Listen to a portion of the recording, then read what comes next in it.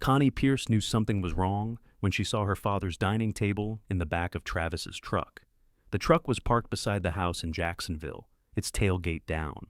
Two dining chairs lay on their sides beneath a blue moving blanket.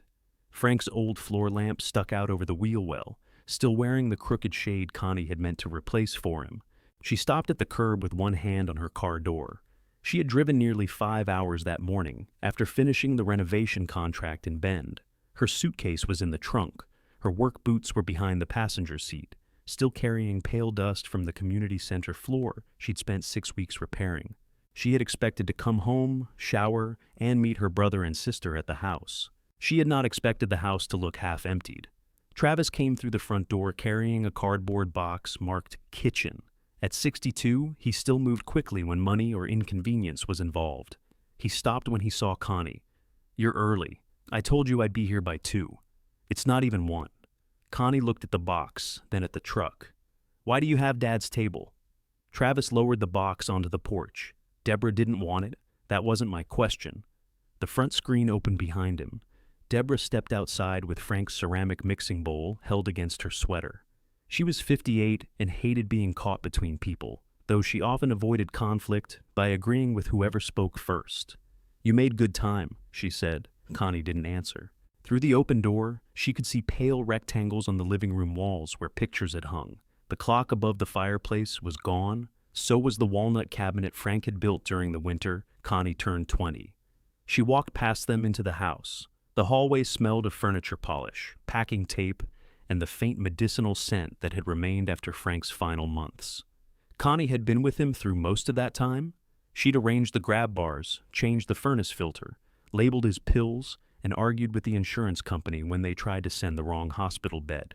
Then the renovation contract had come through. Frank had told her to take it. "You've already turned down enough work on my account," he'd said. "Go finish something that isn't me." He died during her 4th week away.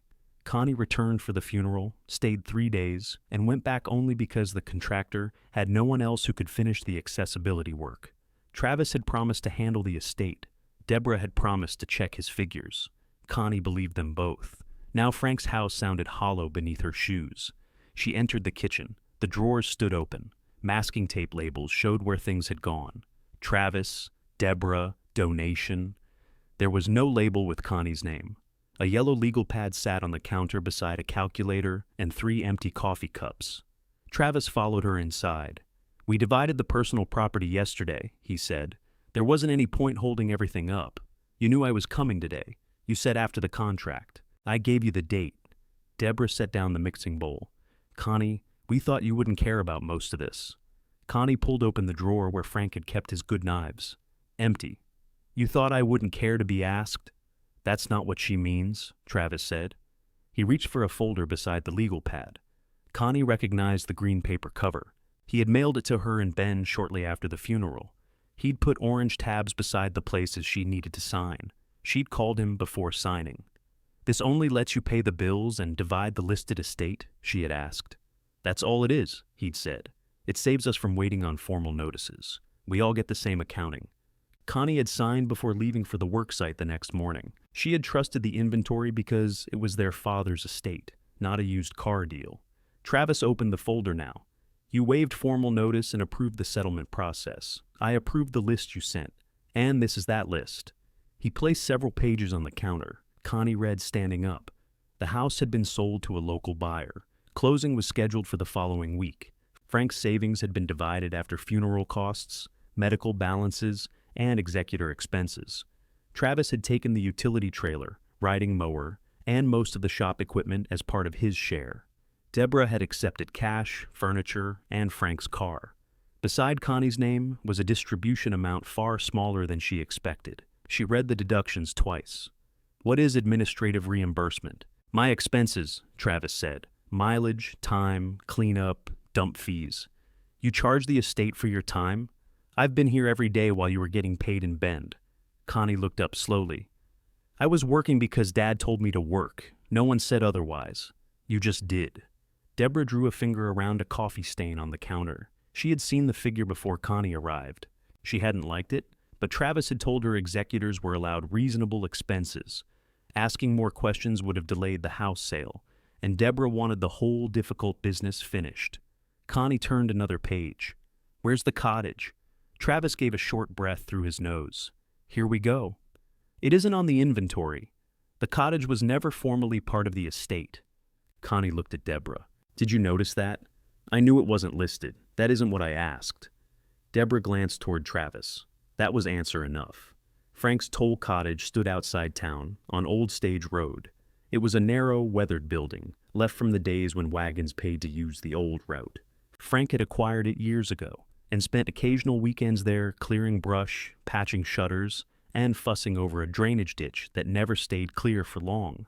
Connie had visited with him, but she had never studied the paperwork. To her, the place belonged to that private part of Frank's life that included thermos coffee, sharpened hand tools, and mornings when he preferred not to speak. She believed what Travis had told her after the funeral. The cottage was an old family burden, with uncertain standing, unpaid bills, and little market value. Yet its absence from the papers bothered her. If it wasn't part of the estate, why did Dad pay the expenses? He paid plenty of foolish expenses, Travis said. That doesn't make them probate assets. Who owns it? No one seems to know. You're the executor. And I spent enough time trying to find out. Connie tapped the inventory. How much time? Don't start reviewing my work now that it's done. It isn't done if you can't tell me what happened to a property Dad maintained for years. Travis closed the folder. There's no useful value there. There are county notices, an electric balance, and a roof that probably needs replacing. You're welcome to all of it if you feel sentimental. He took a ring of keys from his pocket and dropped it onto the counter. The sound was small but ugly. 3 keys lay against the yellow paper. One was brass, one silver, and one dark with rust around its square head. A faded wooden tag carried the words, Old Stage in Frank's block printing. Deborah folded her arms. Travis. What? She asked. You don't have to throw them. I didn't throw them. Connie looked at the keys without touching them. You divided the house, the savings, the equipment, and the furniture before I came home. We followed the signed settlement, Travis said. And now, I get 3 keys and whatever bills go with them. You get your cash distribution too. After your reimbursements. His face tightened. I'm not going to apologize for doing the work. Connie had supervised maintenance crews for more than 3 decades. She knew the difference between a mistake, a shortcut, and a decision someone hoped would become permanent before anybody noticed. Travis had moved fast. Deborah had let him. Connie's signature had made it easy. That didn't mean shouting would put the knives back in the drawer. She picked up the keys. Give me every cottage bill. Travis seemed surprised. What? The power balance, county notices, insurance letters, anything with the address. If it's mine to worry about, I want the whole worry. I didn't say it was yours. You said I was welcome to it. That was an expression. Connie held his eyes. Then tell me who has the right to the keys. He couldn't. Deborah went to the stack by the telephone and pulled out several envelopes held together with a rubber band. Travis watched her do it. There's a water notice too, she said quietly. Or maybe it's a well inspection. I didn't understand it. Connie accepted the bundle. The top envelope showed a red past due stamp. Another warned of drainage obstruction near the road. A handwritten note from an electrician said the rear circuit had been disconnected because of moisture. Has anyone checked the building since Dad died? Travis rubbed his jaw. I drove past. That isn't checking. It looked bad. Did you go inside? I didn't have time. He had found time to price the mower, photograph the furniture, meet with the home buyer, and calculate mileage for every trip. Connie placed the envelopes in her handbag. Where are Dad's personal papers? Everything relevant is with the estate file. His maintenance notebooks? Travis looked toward the bare shelf beside the refrigerator. Deborah answered. There were some in the mudroom. I put them in a donation box, but I don't think that box is gone yet. Connie found it beside the back door under 2 bags of old towels. The carton held gardening magazines, appliance manuals, seed catalogs, and 4 black composition books. Frank wrote dates on everything. Connie opened the newest book. Most pages contained ordinary notes. Cleaned north gutter, replaced kitchen tap washer, called Howard about lower culvert, paid cottage power. Nothing explained why the cottage was missing from the inventory. Nothing said who owned it. Still, Frank had treated it as something worth maintaining. Connie closed the book and placed all 4 in her car. She took only 2 things from the house. Her mother's small sewing tin, which Deborah handed over without argument, and Frank's gray wool blanket from the hall closet. Travis stood on the porch while she loaded them. "You can stay with me for a few nights," Deborah offered. "The guest room is full of boxes, but we can move them." Connie knew the offer was sincere. She also knew Deborah would spend each evening explaining why Travis had been under pressure. By the third morning, Connie would be apologizing for making everybody uncomfortable. "No, thank you." "Where are you going?" "To see what those keys open." Travis stepped off the porch. "Connie, be sensible. There may not be working water. The place has mold. Then I'll know that after I look. You can't just move into some wreck because you're angry." She opened her car door. "I haven't decided to move anywhere." That was true when she said it. Old Stage Road curved south through dry summer grass and scattered oak trees. Connie drove with the windows cracked. The city thinned behind her, and the afternoon light settled warm across the low hills. She passed 2 mailboxes, a weathered barn, and rows of pear trees behind a wire fence. Then she saw the cottage. It stood close to the road, smaller than she remembered. The front porch sagged at one corner. Blackberry vines crowded the west wall. A strip of tar paper lifted from the roof whenever the wind caught it. Water had collected beside the foundation, despite weeks of mostly dry weather. Connie parked on a patch of gravel and sat for a moment. Her shoulder ached from the drive. Her savings amounted to $18,000, and she had no wish to pour them into a building everyone else had refused. Then she noticed fresh dampness below the rear window. She got out. The brass key opened the front door. The room beyond smelled of wet wood, dust, and mice. One ceiling corner had collapsed onto an iron bed frame. A table leaned against the wall. Frank's old green thermos stood on the mantel. Connie tried the light switch. Nothing happened. She walked carefully through the front room and into a smaller room at the east end. Its ceiling was intact. The floor felt solid beneath her weight. A narrow cot stood against the wall beside a cold wood stove. One habitable room, if she cleaned it. Maybe. Outside, she followed the wet foundation toward the road. The drainage ditch was buried under leaves, silt, and blackberry canes. Water backed up through a stone opening and spread toward the cottage. Connie returned to the car, changed into her work boots, and took out a folding shovel. Her shoulder objected when she cut into the first mat of roots. She adjusted her grip and used her weight instead of force. After 20 minutes, muddy water began slipping through a channel no wider than her palm. It moved slowly at first. Then a clot of leaves broke loose, and the ditch emptied with a thick sucking sound. The water beside the foundation dropped an inch. Connie stood with mud on her boots and Frank's keys in her pocket. The cottage still had unpaid bills, a damaged roof, and no clear place in the papers, but the water was moving away from it now. That was one thing nobody had decided before she arrived. She widened the channel another few inches before the shovel struck stone. "Easy there," a man called from beyond the fence. "That edge drops deeper than it looks." Connie straightened carefully. An older man stood between 2 rows of pear trees, holding pruning shears in one gloved hand. He wore a faded canvas hat and a shirt darkened with sweat between the shoulders. He came through a gap in the fence and stopped beside the ditch. "Connie Pierce?" "Yes." "Howard Ward. I used to clean this mess out with Frank." She recognized the name from the notebook. "Lower Culvert. That's me." He was 71, broad through the chest, with the patient stance of someone accustomed to waiting on weather. He looked at the water line against the foundation, then at the shovel in Connie's hand. "You got here in time." "How much time did I have? A decent rain might have put water under that east room. Ground stays wet here, even when everything else looks dry." He crouched at the stone opening. Mud had begun sliding back into Connie's narrow channel. "This isn't the main blockage," he said. "This is just what it pushed uphill." "Where's the main blockage?" Howard pointed toward a thicket between the road and his lower orchard. "About 30 yards that way. The drain crosses under the old route bed, then empties along my field. Frank and I kept both ends open." "Kept?" "He wasn't up to it this spring. I cleared my side, but I don't enter another man's property unless I'm asked." Connie looked at the cottage. "I'm asking." Howard nodded once. "We'll need something better than that folding shovel." His truck was parked at the far end of the pear rows. He returned with a long-handled spade, a mattock, rubber boots, and 2 pairs of leather gloves. He handed Connie the smaller pair without suggesting she stand aside. They worked from the cottage toward the thicket. Howard cut blackberry canes while Connie followed the line of the ditch. Frank had edged parts of it with flat stones. Most were buried now, but her shovel found them one after another. "How long did you and Dad do this?" she asked. "Since I bought the orchard." "Near 20 years. He never mentioned it. Frank didn't mention brushing his teeth either, still did it every morning." Connie smiled despite herself.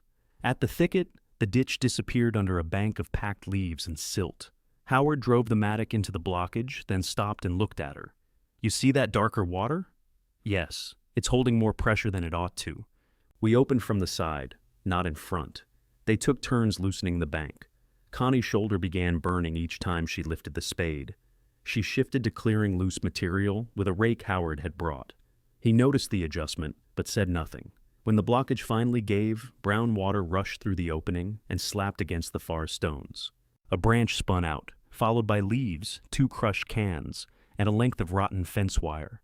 Howard stepped back. There she goes. The water beside the cottage sank until wet mud shone where the pool had been. Farther down, the flow entered a shallow swale beside his trees. "That saves my bottom row too," Howard said. "Another foot of backup and those roots sit in water. So, this isn't charity. No, I'm far too selfish for charity." Connie wiped her forehead with her sleeve. "Good. I don't like owing people." Howard rested both hands on the mattock. That sounds tiring. She wasn't sure whether he meant the work or the rules she lived by. He did not wait for her to decide. "You staying here tonight?" "I'm looking at what's possible. That east room's possible. Frank used it last winter when he came out to check the pipes." "There are pipes?" "Last I knew." "Do they contain water?" "That's a more expensive question." They entered through the back door. Howard knew which floorboards shifted and where Frank kept the shutoff key. He found it hanging behind a row of rusted garden tools. The water valve sat in a shallow box beyond the east wall. Connie cleared dirt from the lid, opened it, and found the handle turned crosswise. "Why is it off?" she asked. Frank drained the lines when the cold came. He worried a pipe had split near the washroom, but I don't know if he confirmed it. Connie closed every tap she could find. Howard turned the valve a fraction. Somewhere inside, air hissed through metal. They waited. A thin stream appeared beneath the cottage near the rear corner. "There it is," Howard said. Connie turned the valve off. She crawled partway beneath the raised floor with a flashlight, ignoring Howard's offer to go first. The leaking joint was visible from the opening. It had separated where newer copper met an old galvanized pipe. "I can reach that," she said. "Not today, you can't." She backed out.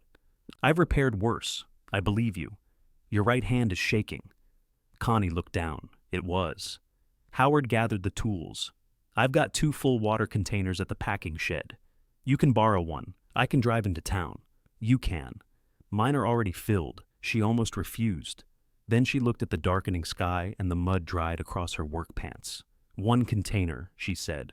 "Reckless generosity on my part." While he went to fetch it, Connie opened the east room's windows. She carried the cot outside, beat dust from its canvas, and set it in the sun. The wood stove held a nest made from dry grass. She removed it with the shovel and checked the flue with her flashlight. The room had 1 electrical outlet, 1 shelf, and a hook on the back of the door. Its walls were stained but dry. Under the window stood a narrow wooden bench Frank had used for sharpening tools. Connie found a broom in the front room. She swept slowly, protecting her shoulder. Dust moved in gray sheets toward the doorway. Her phone rang while she was pulling Frank's blanket from the car. Deborah's name showed on the screen. "Are you still out there?" Deborah asked. "Yes, it's getting late. I've noticed. You could at least come have dinner. I have food." Connie had 2 apples, a packet of crackers, and half a bag of almonds left from the drive. Deborah knew her well enough to hear the lie. "I made chicken," she said. "There's plenty." "Thank you, but I'm staying here." A pause followed. Connie could picture Deborah standing in her kitchen, one hand pressed against the counter. When they were younger, Deborah had brought Connie every hard conversation she didn't want to have herself. Connie would speak to Frank, calm Travis, call the repairman, return the purchase, or explain the late payment. Being needed had felt close enough to being valued that she rarely measured the difference. "Travis is upset," Deborah said. "About what?" "He thinks you're going to make trouble over the settlement. I asked for the cottage bills. You know how he gets when he thinks someone's questioning him. That sounds like something he can work on. I'm only saying we've all had a hard month." Connie sat on the car's open trunk. "What do you want me to do, Deborah? I don't want you to do anything. Then why did you call? Another pause. He wants a text saying you took the keys voluntarily, Deborah said, just so there's no confusion later. Connie looked toward the cottage. Howard was returning along the fence with a blue water container in each hand. Did he ask you to get that text? He said it would keep everything clean. And you thought I'd say yes if the request came from you. I told him I'd talk to you. You always tell him that. That isn't fair. Connie nearly apologized. The words rose by habit. She swallowed them. No, she said. It's accurate. Deborah lowered her voice. I don't want another fight in this family. There's already a problem. Calling it a fight doesn't make me responsible for starting it. I didn't say you started it. You called to ask me to protect Travis from confusion. Did you call him and ask him to explain the missing property? It isn't property if it was never in the estate. That's what he says. That's what the paperwork says. No, the paperwork says nothing about it. Deborah went quiet. Connie heard a cabinet door close on Deborah's end. Her sister was putting something away, the little task she always found when a conversation became uncomfortable. I have Dad's sewing tin, Deborah said finally. You left it on the porch. It was Mom's and it's in my car. Oh, all right. The mistake was ordinary. Deborah had not noticed what Connie carried because she had been watching Travis. Connie rubbed mud from the side of her boot. I'm not sending the text. What should I tell him? Tell him you asked and I said no. I wish you call him yourself. I spoke to him in person an hour ago. That's not what I mean. Connie did know what she meant. Deborah wanted Connie to make the discomfort end. Connie had done that for years, partly because she loved them, and partly because competence gave her a place they couldn't easily dismiss. Now, even that place had been used against her. She had signed because Travis sounded busy. She had finished the contract because Deborah promised to check the figures. Connie had made herself useful somewhere else and assumed usefulness traveled in her absence. It hadn't. I'll call you tomorrow, Connie said. Are you safe there? I'm making it safe. That's not the same thing. It'll have to be tonight. She ended the call before Deborah could give her another task disguised as concern. Howard had set the water containers beside the door. He did not ask about the conversation. I brought 2, he said. You can object tomorrow. Connie carried the lighter one inside with both hands. Howard lifted the other onto the bench. Your father kept a camp stove in the front cupboard, he said. Might still work. It did. Connie checked the hose, cleaned the burner, and lit it with a match. A blue flame circled the metal ring. That's one civilized thing, Howard said. 2, if we count drainage. I always count drainage. He showed her how Frank had latched the warped front window with a bent nail. Before leaving, he gave her the number of his packing shed. Cell service fades after 10, he said. Why after 10? No idea. Maybe the tower gets tired. Connie walked him to the fence. Howard, did Dad ever tell you why he kept this place? He said roads remember who maintained them. She waited. That was Frank, Howard added. Answer a plain question with something that sounded useful and wasn't. Did he call it his? Sometimes. Mostly he called it the cottage. Did anyone else come here?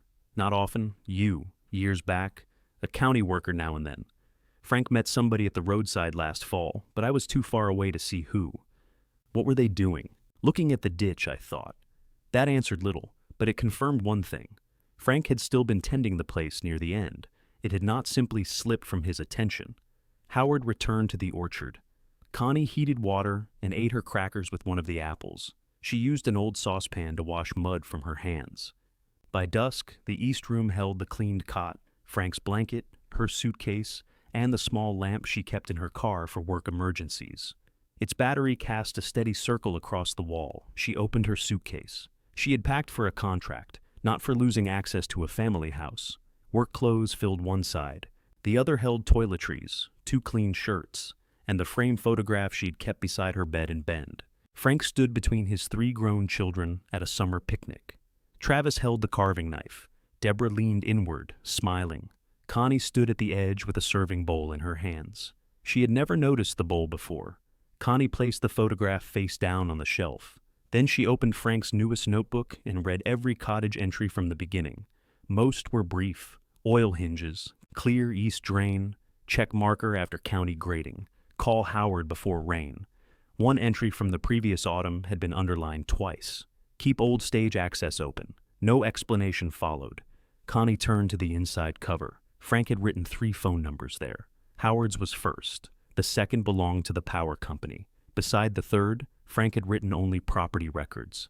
She copied the number into her phone. The office would be closed. The water line still leaked. The roof needed covering before the next rain, and every repair would come from savings she had expected to use for a quieter year. She could have gone to Deborah's house. She could have asked Travis for another accounting and waited for him to decide how much explanation she deserved. Instead, Connie set an alarm for the morning, laid out her cleanest work shirt, and put the dark square key beside Frank's notebook. For once, she would make the call before anyone asked her to make it for them. The alarm sounded at 6:30. Connie turned it off, then lay still while she worked out why her shoulder hurt and why the ceiling was unfamiliar. A pear rolled from somewhere on the roof, bumped twice, and dropped into the wet grass outside. She sat up slowly. The room smelled better after a night with the windows open. Dust remained in the corners, but the damp odor had weakened. The power company answered at 7. Connie gave the cottage address and Frank's name. "There's a past due balance of $386, the woman said. "Service was suspended in May. Can I pay it without accepting responsibility for any other account? You can make a payment toward this location. Who's listed as the customer? I can't release that without verification.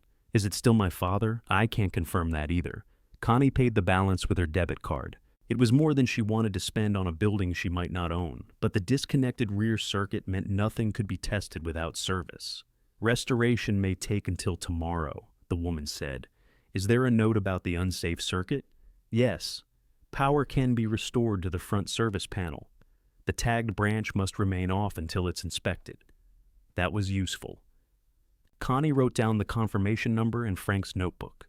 The third number on the inside cover rang 6 times before a recorded message identified the Jackson County Property Office. The extension had changed. Connie followed the menu, waded through soft instrumental music, and reached a clerk. "I'm trying to identify a property on Old Stage Road," she said. The clerk asked for the street number. Connie gave it. "I have a main tax account for acreage near there," he said. "No residents listed. The building is a former toll cottage. It's close to the road. Do you have a map number or a parcel reference?" "Not yet. A street address won't be enough on an older remnant." "What kind of remnant?" "A piece left from a larger parcel. Old road strips, utility lots, that sort of thing." Connie looked at Frank's underlined note. "Can you search by his name?" "I can search current indexed records, but if it's held under an older description, I'd need the reference." "Do you have a bill?" "Only utility bills. Look for a county marker, survey tag, or tax notice. A reference may start with letters." Connie had a county notice in the bundle Travis gave her. She opened it while the clerk waited. It concerned brush near the road and listed only the cottage address. "What happens if I find the reference?" "Call back. We can tell you whether there's a separate account. Anything beyond that needs a record request." "Ownership?"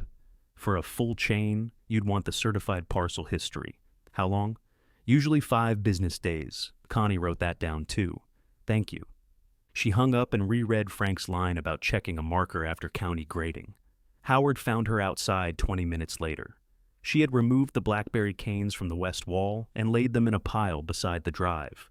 "You own a rake?" she asked. "Several. I'm wealthy in rakes. I need one I can abuse." He brought a steel landscape rake and a pair of loppers. Connie showed him the notebook. "Do you know which marker he meant?" Howard rubbed a thumb along the page. "There used to be one near the old road edge." "Used to be?" "The county scraped that shoulder last fall. Frank got agitated afterward." "Did he find it?" "He told me he would. That isn't the same thing." "No?" They stood facing the strip between the modern road and the ditch. Grass covered most of it. Blackberry vines had grown across the lower section, and gravel from the road formed a fresh ridge beside the bank. Howard pointed with the loppers. The original route ran farther from the pavement. "You can see the rise if you know where to look." Connie saw it after he traced the line. A low, flattened ridge crossed the property, curved behind the cottage, and continued toward the orchard fence. It looked like nothing more than hard ground beneath weeds. "Frank kept that open?" she asked. "Kept brush off it. Complained when I parked the tractor there." "Why?" "He said access was access." Connie looked at the notebook again. "We start where the county graded. They cut back the vines and raked loose gravel away from the ditch." Howard worked ahead with the loppers. Connie searched the exposed ground for metal, stone, or a survey cap. After an hour, they had found a rusted hinge, a bottle cap, and half of a horseshoe. Howard held up the horseshoe. Might be valuable. I'll put it toward the power bill. The sun climbed above the trees. Heat settled across the road. Connie's shirt stuck between her shoulder blades. She followed the old route ridge toward the culvert. The ground dipped near the place where the blockage had formed. Something hard caught the rake teeth. Connie knelt and brushed away soil. A rectangular iron plate lay face down beneath the gravel. One end was fixed to a short stone post that had been pushed almost flat. She cleared the edges with her fingers, then used the folding shovel to loosen the packed dirt. Howard came over. "That's it," he said. Together they raised the post enough to turn the plate toward the light. Its surface was brown with rust. Connie poured water over it and rubbed it with a cloth. Letters appeared first. County Route Remnant. Beneath them was a line of stamped characters. Connie read them aloud. OSR 17C. Howard crouched beside her. "That's the reference? It isn't on the estate inventory. You remember the number from those papers?" "I remember every number I signed." She took a photograph before moving anything else.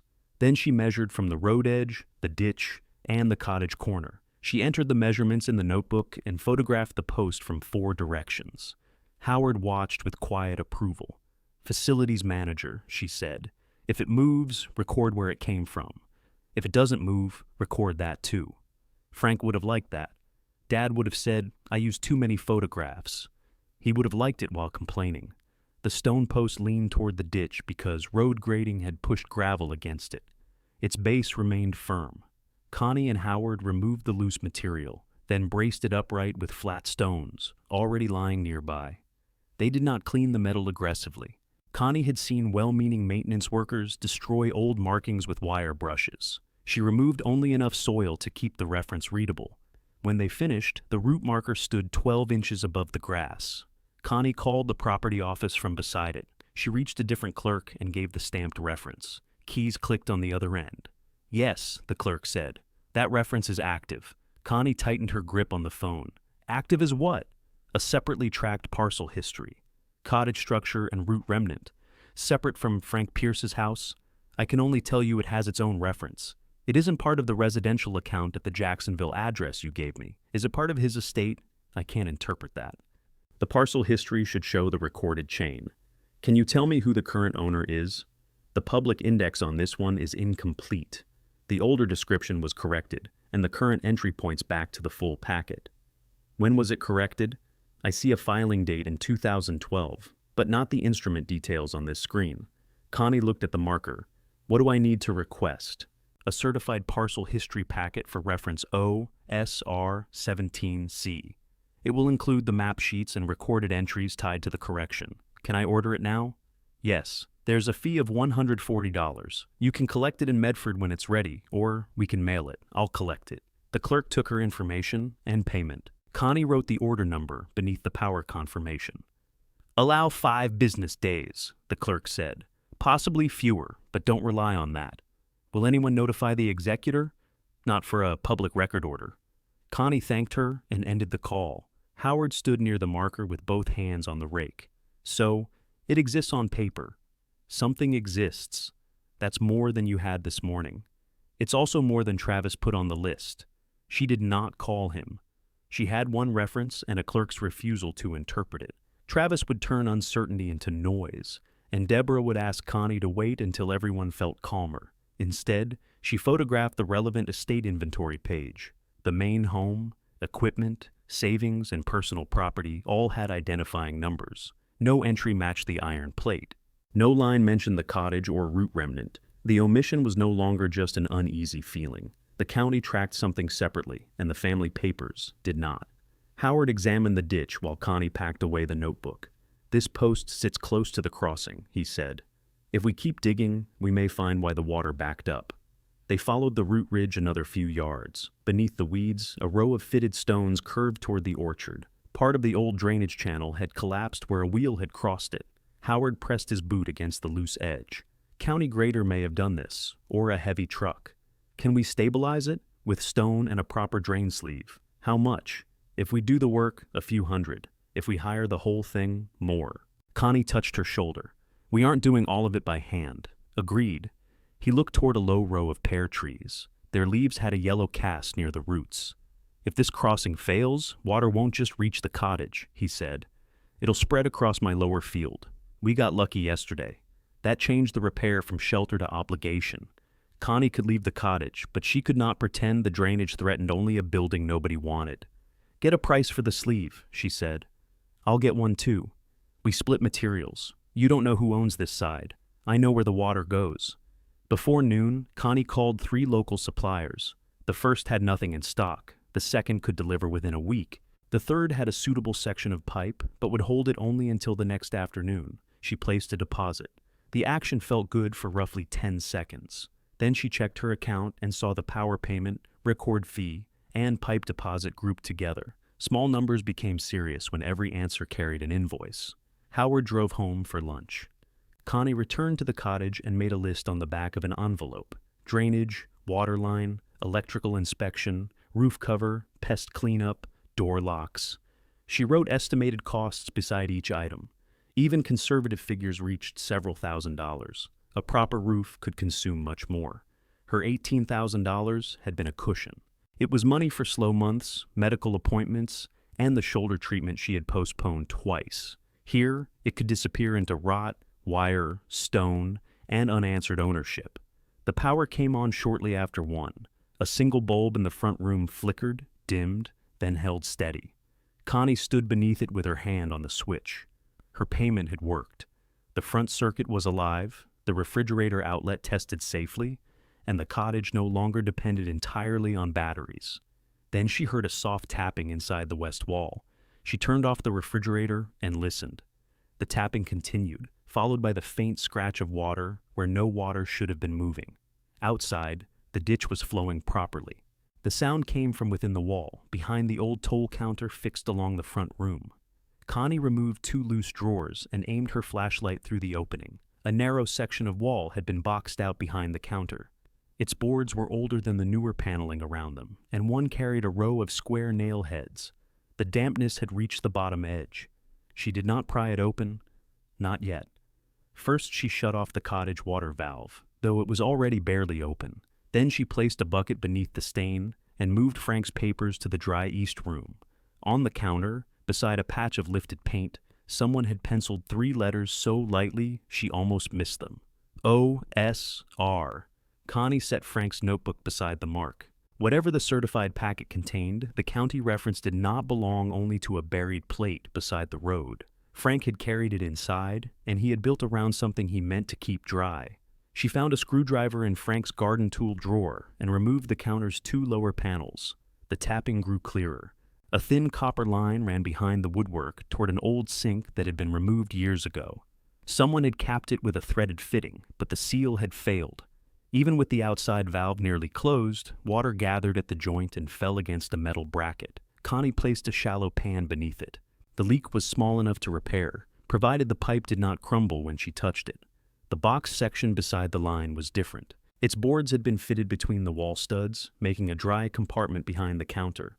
The row of square nails held a narrow faceboard in place. Connie photographed it before removing anything. She worked a flat pry bar under the first edge. The wood resisted, then pulled free with a low squeak. The smell inside was dry cedar and old paper. A green metal cash box sat between the studs. The silver key opened it. Connie carried the box to the east room and set it beneath the lamp. Inside were receipts held with rubber bands, 2 folded maps, a photograph, and an envelope with her name written across the front. She did not open it immediately. The photograph showed the cottage during a summer-long past. Its porch stood level then, and white paint covered the siding. Frank was beside the toll counter, watching a much younger Connie tighten a hinge on the little gate that once directed visitors through the front room. She remembered the day. The gate kept dragging because the floor had settled. Frank wanted to shave wood from the bottom. Connie had moved the hinge instead. He had argued until her repair worked. On the back of the photograph, he had written, "Connie sees what the building is doing before she tells it what to do." She sat on the cot with the picture in her lap. Frank rarely offered praise plainly. He gave someone a better tool, trusted them with a hard job, or stopped watching while they worked. Connie had spent years understanding that language. Still, seeing the words loosened something she had kept braced since the kitchen. The envelope contained 1 sheet from a yellow pad. Connie, if this counter has to come apart, the wall is wet again. Fix that first. Don't trust the street address for the cottage records. Use the route marker reference and request the complete certified history. Keep the marker standing and keep the old access clear until you know what you're deciding. You'll understand the maintenance better than the others. That isn't the same as saying you owe them the work. Dad Connie read the final sentence again. Frank had known exactly what he asked from her, perhaps better than she had. He had left no explanation of ownership. There was no deed in the box, no account statement, and no easy answer. The maps showed the cottage, the old route bed, and the drainage crossing. Both carried the same county reference she had found on the marker. The receipts documented stone, pipe, grading, and marker work over many years. They proved Frank maintained the place. They did not prove why the estate inventory ignored it. Connie returned everything to the cash box except the note, photograph, and newest map. She put those with Frank's notebooks in the east room. Then she went back to the failed fitting. Howard arrived while she was heating the joint with a small torch. "You found the leak," he said from the doorway. "I found several things." She showed him the map, but not Frank's note. The marked drainage line continued across the old route and ended at his lower field. Howard traced it with one finger. "That's accurate. More accurate than the map I got when I bought the orchard. Dad kept receipts for the work you did together. He usually paid for the cottage side. I paid for mine. Did he ever ask you to sign anything?" "No. We had water going where neither of us wanted it. That was enough paperwork." Connie turned back to the copper line. "Hold the flashlight." The old cap came free without breaking the pipe. She cleaned the threads, fitted a new shutoff valve from Howard's supply shelf, and waited for the joint to cool. When they reopened the outside valve, the repair held. Water sputtered from the washroom tap. At first it ran brown, then cloudy, then clear enough for testing. Connie filled a glass and held it to the light. "Don't drink that yet," Howard said. "I'm not reckless. You slept here. I'm selective." They let the taps run while they unloaded the drain sleeve from a supplier's truck. The driver left it on the gravel, accepted Connie's signature, and departed. The section was too heavy to carry by hand.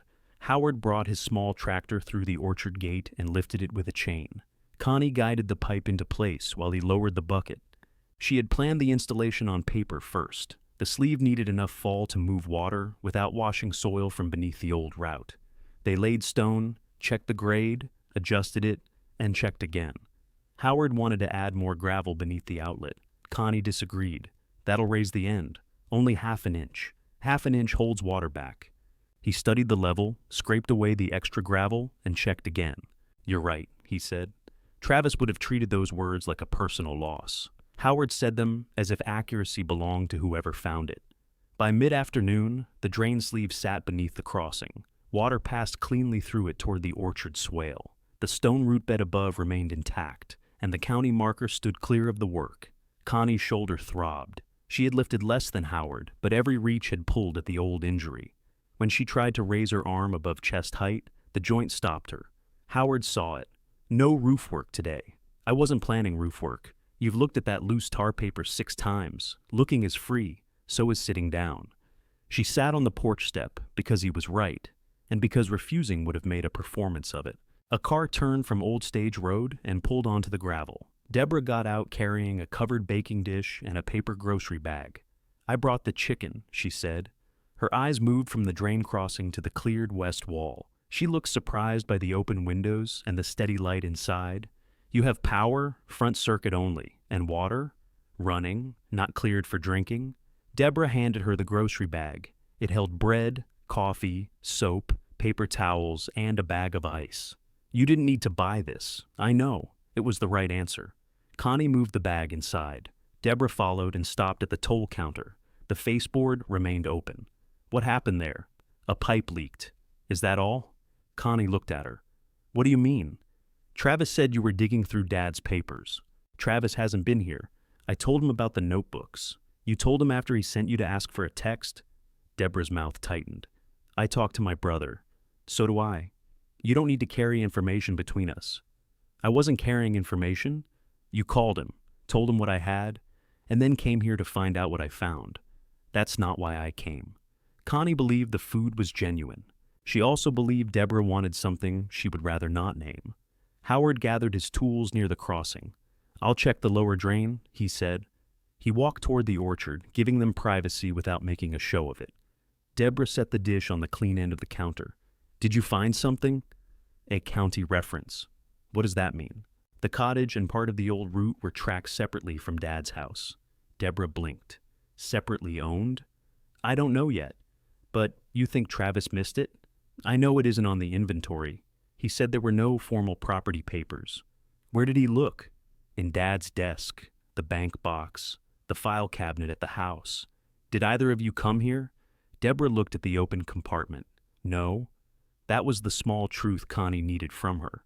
Travis had declared the cottage valueless without inspecting the place where Frank kept its records. Deborah had accepted the declaration because challenging him meant more work and another disagreement. Connie did not press. Deborah already understood what she had admitted. Do you have the keys to the bank box? Connie asked. Travis does. And Dad's file cabinet? He took it to his garage. Tell him not to destroy or discard anything related to Old Stage Road. You should tell him. I will. I'm also telling you because you approved his accounting. Deborah looked down at the floor. I didn't approve every decision. You signed it. The same answer they had given Connie in the kitchen now stood between them. Deborah pulled out one of the counter stools and sat. I wanted it finished, she said. So did I. You went back to Bend. Because both of you told me I could. I know. Connie waited for the rest. Nothing came. She covered the chicken and placed it in the refrigerator. I'm not asking you to choose between us. I am asking you to stop treating his comfort like the family emergency. Deborah rubbed her thumb along the edge of her purse. All right, it was not a repair. It was the first clear answer Deborah had given her. A second car entered the gravel before Deborah left. It was a white utility vehicle with a green tree symbol on the door. A woman stepped out carrying a flat document case. She was 45, with dark hair tied at the nape of her neck. She looked at the exposed route marker, then at the repaired crossing. Connie Pierce? She asked. Yes. My name is Natalie Gonzalez. I'm with the Rogue Valley Greenway Trust. I hope I'm not arriving at a bad time. Deborah remained beside the porch. Connie could feel her attention sharpen. What does the trust want? Connie asked. The route corridor beside this cottage. Natalie opened the case and removed an aerial map. A green line approached from the north, stopped at the Pierce property, then resumed beyond Howard's orchard. We've secured cooperation along the adjoining sections, she said. This strip is the missing connection. Who told you to speak to me? No one. I came to see whether the property was occupied. Your father and I discussed the corridor last year, but he wouldn't proceed until he completed some record work. What work? He said the ownership entry was accurate, but the trust requires certified proof before it negotiates with anyone. Deborah stepped closer. Ownership by whom? Natalie looked from her to Connie. That is what must be proven. She removed a letter and handed it to Connie. The trust proposed $420,000 for a permanent walking route easement, subject to verified ownership, survey confirmation, and final board approval. The owner would retain the cottage and land, but the route corridor had to remain open and maintained under the agreement. Connie read the amount twice. The proposal remains available for 45 days, Natalie said. After that, our funding calendar forces us to consider the longer southern route. Deborah's face had gone still. Connie folded the letter along its existing crease. The cottage had cost her money from the hour she arrived. Now it held a route someone needed badly enough to put a large number on paper, but only for the person who could prove the right to say yes. She placed the proposal inside Frank's notebook and closed the cover. The certified history was no longer an answer she could collect when convenient. Its order number marked the first day of a clock. Natalie asked permission to walk the route before the light faded. Walking isn't negotiating, Connie said. No, this is only a site review, and you won't disturb the marker. I won't touch it. Deborah stayed near the porch while Natalie opened the aerial map across the toll counter. Frank's older map fit over it almost exactly. The modern road had widened, but the original route curved behind the cottage before crossing the drain toward Howard's orchard. Natalie pointed to the green line. The public trail would enter here, follow the remnant, and continue south. The easement would cover a strip wide enough for walkers, maintenance access, and drainage. How close to the cottage? Connie asked. About 20 feet at the nearest point, based on our preliminary map. Who maintains the walking surface? The trust. And the drainage? Shared responsibility where it protects both the trail and the retained property. The final agreement would spell that out. Insurance. We carry coverage for trail use. The property owner carries ordinary coverage on the cottage and private land. Deborah looked at Connie. That sounds like a lot to take on.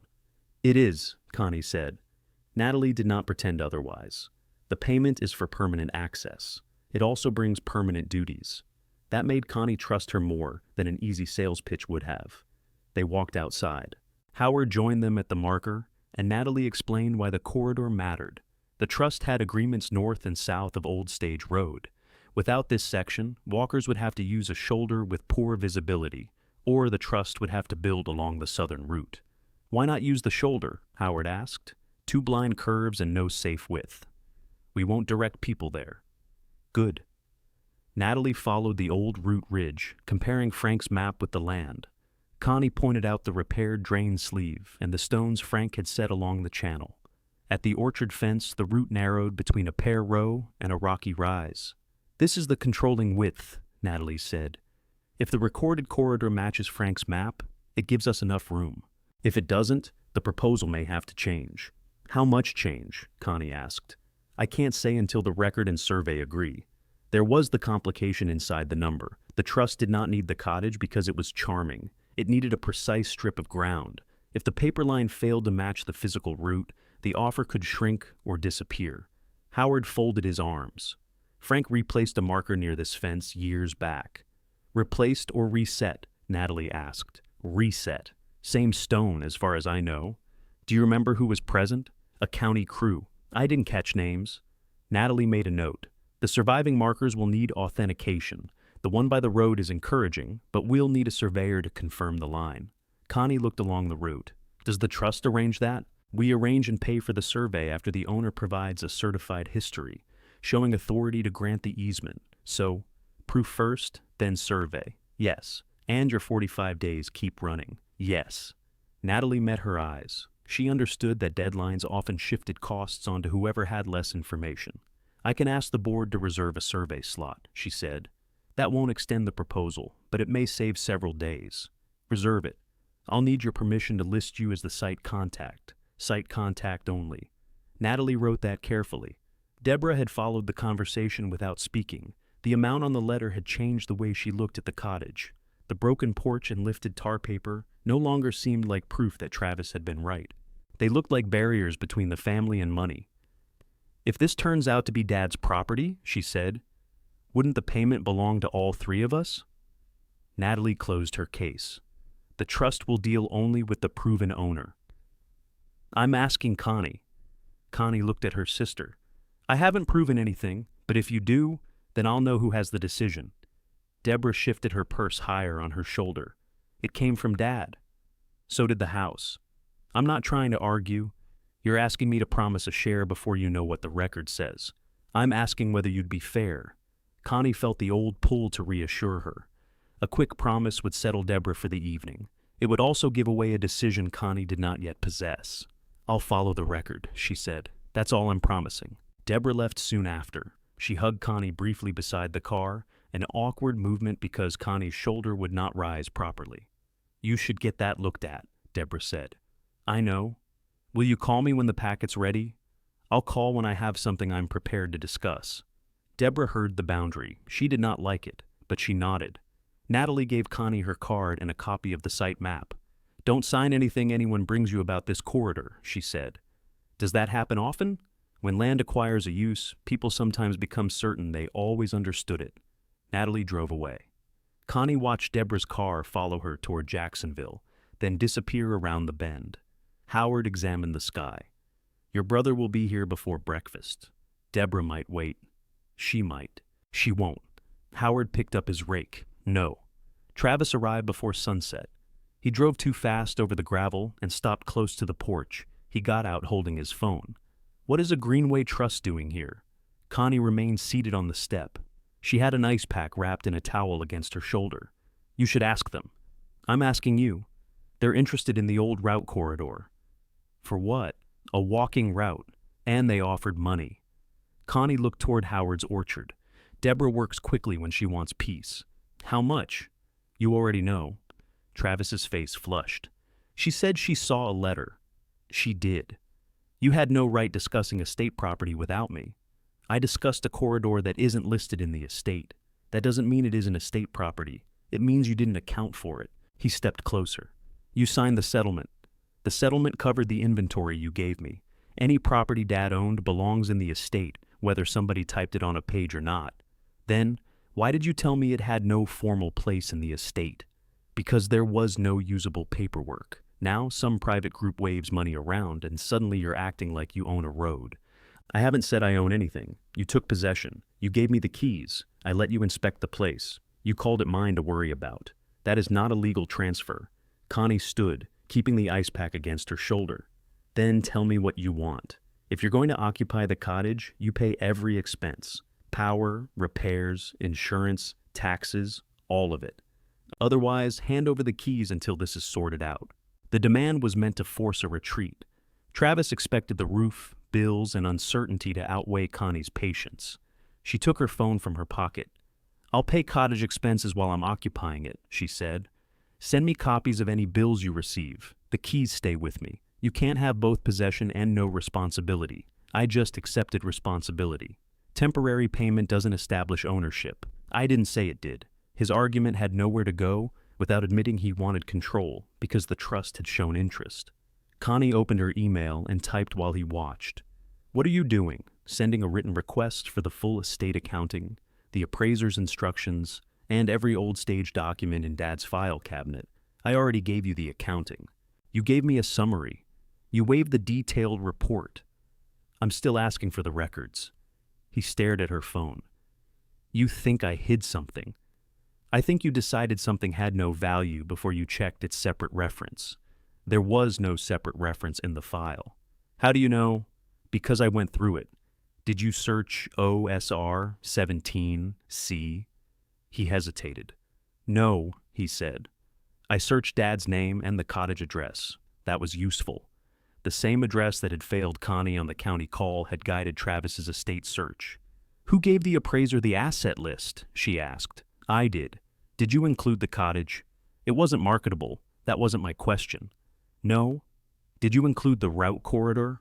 I didn't know there was a route corridor. Howard returned through the orchard gate carrying an empty tool bucket.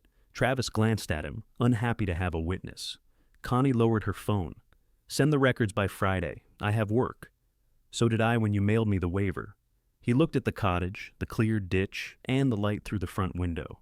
If that payment comes from something Dad owned, he said, you don't get to keep it because you spent 2 nights camping here. Then the record should make that clear. You always do this. Do what? Turn every disagreement into a maintenance meeting. Connie almost laughed. Maintenance meetings have records. Travis walked back to his truck. Before getting in, he turned. If you damage that corridor or enter an agreement before ownership is settled, I'll hold you responsible. The trust won't negotiate without proof. Good.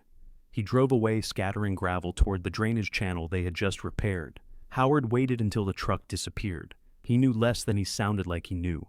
That's a family skill. You all have it? I'm trying to give mine up. Connie checked the drain. 2 pieces of gravel had landed in the channel, but the water still passed through. The next morning, Travis emailed the estate records. He had sent them earlier than promised, perhaps because refusing after their conversation would look worse than disclosure. Connie printed the files at a shipping shop in Jacksonville and spread them across the cottage counter. The appraiser's engagement letter was simple. Travis had supplied a list of assets. The appraisal covered only that list. The house, equipment, vehicle, and personal property appeared. The cottage did not. A county search receipt showed a lookup under Frank's name and Jacksonville home address. No route reference appeared. Travis had not received a finding that the cottage lacked value. He had received no finding at all, then treated the absence as an answer.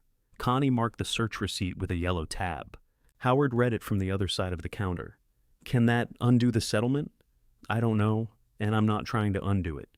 The answer surprised her as she said it. She did not want the dining table back from Travis's truck, or a new argument over Frank's savings. She wanted to know what Frank had kept separate, why he had protected the access, and whether the decision attached to it had truly reached her. Her objective had narrowed enough to become harder.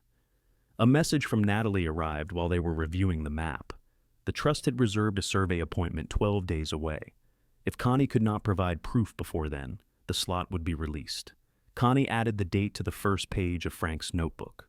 Her phone rang almost immediately. The county property office was calling about her certified order. "I'm afraid the packet won't be ready in 5 business days," the clerk said. The corrected entry points to an archive map book that has to be retrieved off-site. "How long?" "Up to 10. I have a survey appointment in 12. We'll mark it time-sensitive, but I can't guarantee retrieval." Connie looked at the trust's route map, the estate search receipt, and the date she had just written. The deliberate search had worked. It had also left her 2 days between proof and losing the first survey slot, assuming nobody else delayed anything. Connie asked the clerk to place her name on the retrieval request and send written confirmation of the delay. Then she called the trust. Natalie answered from her car. "I can hold the survey slot until the morning before the appointment. After that, I have to release it. If the packet arrives on the 10th day, can you review it in 1, if it's complete, and if it isn't, we lose the slot." Connie wrote release deadline beside the appointment date. "What can be done while we wait?" she asked. "A preliminary route inspection. It won't verify ownership, but it can identify physical problems before the survey. Do it. I can come Monday. Come tomorrow. Rain starts Monday." Natalie was silent for a moment. "I can be there at 9. That gave Connie the next objective. She needed the route visible, stable, and measurable before the weather changed. She and Howard spent the rest of the morning cutting brush along the remnant. They stopped at every fitted stone and marked its location on a copy of Frank's map. Connie did not move anything older than the loose road gravel. She photographed each section and wrote the direction of water flow. Her shoulder allowed work below the waist. Anything higher sent pain into her neck. At the rear of the cottage, she found where the old rope passed beneath a low wooden awning. The awning leaned away from the wall, held by 2 braces and 1 rusted bolt. Howard tested the post with his boot. "This comes down before the rain, or it comes down during it. I'll brace it. You'll replace it. Eventually?" "Connie?" She looked at the roof. The loose tar paper had lifted again. A line of exposed boards showed beneath it. "Fine," she said. "We priced the roof, the awning, and the porch. Electrical too." "I know. And your shoulder." "My shoulder is not part of the building. It's doing most of the maintenance." She called a roofing company, an electrician, and a general repair crew. All 3 agreed to inspect that afternoon because the storm forecast had opened a short rush of emergency work. The roofer arrived first. He climbed a ladder, walked the ridge, and returned with photographs on his phone. "The front half can be covered temporarily," he said. "The back section has soft decking. A tarp won't hold if the wind gets under it." "How much to make it dry?" He gave her 2 figures. The temporary repair was cheaper, but might last only weeks. Replacing the damaged decking and roofing the entire cottage cost considerably more. Connie asked about flashing, gutters, disposal, and what happened if they found rot beneath the west edge. His answers were plain. He did not promise the impossible. "Send the full estimate," she said. The electrician removed the service panel cover and tested the front circuits. 2 were usable. The rear branch needed rewiring where moisture had damaged insulation. The cottage also lacked enough grounded outlets for a refrigerator, tools, and public service equipment. "What public equipment?" he asked. "Possibly none. Price safe residential use first. Add a separate option for a small workshop." He wrote it down. The repair crew examined the porch, awning, plumbing joint, and east room floor. By late afternoon, Connie had 3 estimates open on her phone. Urgent work came to just under $18,000. That did not include paint, furnishings, a finished workshop, or anything meant for visitors. It covered a sound roof, safe power, the leaking water line, drainage protection, and enough structural work to keep the porch and awning from falling. It was almost exactly what she had saved. Howard sat with her at the toll counter while she added the figures herself. "You don't have to decide today," he said. "The roofer needs a deposit by 5 to hold tomorrow's crew. There are other roofs, not before the rain." "You still don't know if it's yours?" "No." "Then I'm required to say this is a bad financial decision. You've said it. I don't feel better. Neither do I." Connie opened her bank account. The balance had already fallen from the power bill, record fee, drainage materials, cleaning supplies, and a night at the shipping shop's printer. Her savings represented years of saying no to small comforts. She drove a car she could repair. She packed lunches. She took contracts other managers declined because old buildings rarely behaved according to drawings. The money had been meant to give her choices after retirement. Spending it on the cottage might remove every choice except the cottage. She called the roofer and paid the deposit. Then she approved the electrical safety work and the structural repairs, scheduling only what had to be done first. The signed estimates reserved nearly all $18,000, whether the county packet helped her or not. Howard watched her close the banking screen. "Well," he said, "now I'm required to help protect a bad financial decision. You're protecting your pear trees." I've become fond of the excuse. The roof crew arrived the next morning before Natalie. Connie had already moved everything away from the west wall. She gave the foreman the inspection photographs, showed him the wet cavity, and pointed out the root line that must remain clear. He looked at the narrow access beside the building. "We usually bring the lift through there. You can't. It'll add time. Use the east side. That ground's soft. Lay mats. The old route stays untouched." He looked as if he might argue, then saw Howard waiting with the tractor and a stack of heavy boards. They laid a temporary path on the east side. Natalie arrived at 9 with measuring equipment, orange flags, and another copy of the route map. She placed no flag until Connie approved the location. They began at the county marker. Howard identified the stones he remembered Frank resetting. Natalie measured the clear width, the slope near the drain, and the distance from the corridor to the cottage. At the narrow point by the orchard, she stopped. "The route works," she said. "You sound surprised," Connie replied. "I was prepared for the possibility that grading had removed too much of it. How close is your measurement to Dad's map?" "Within what I'd expect from a preliminary check. The surveyor still has to confirm the recorded line. But physically, the trust can build here without taking the cottage or damaging the orchard." Howard looked down the pear row. "That's useful?" It answered one question.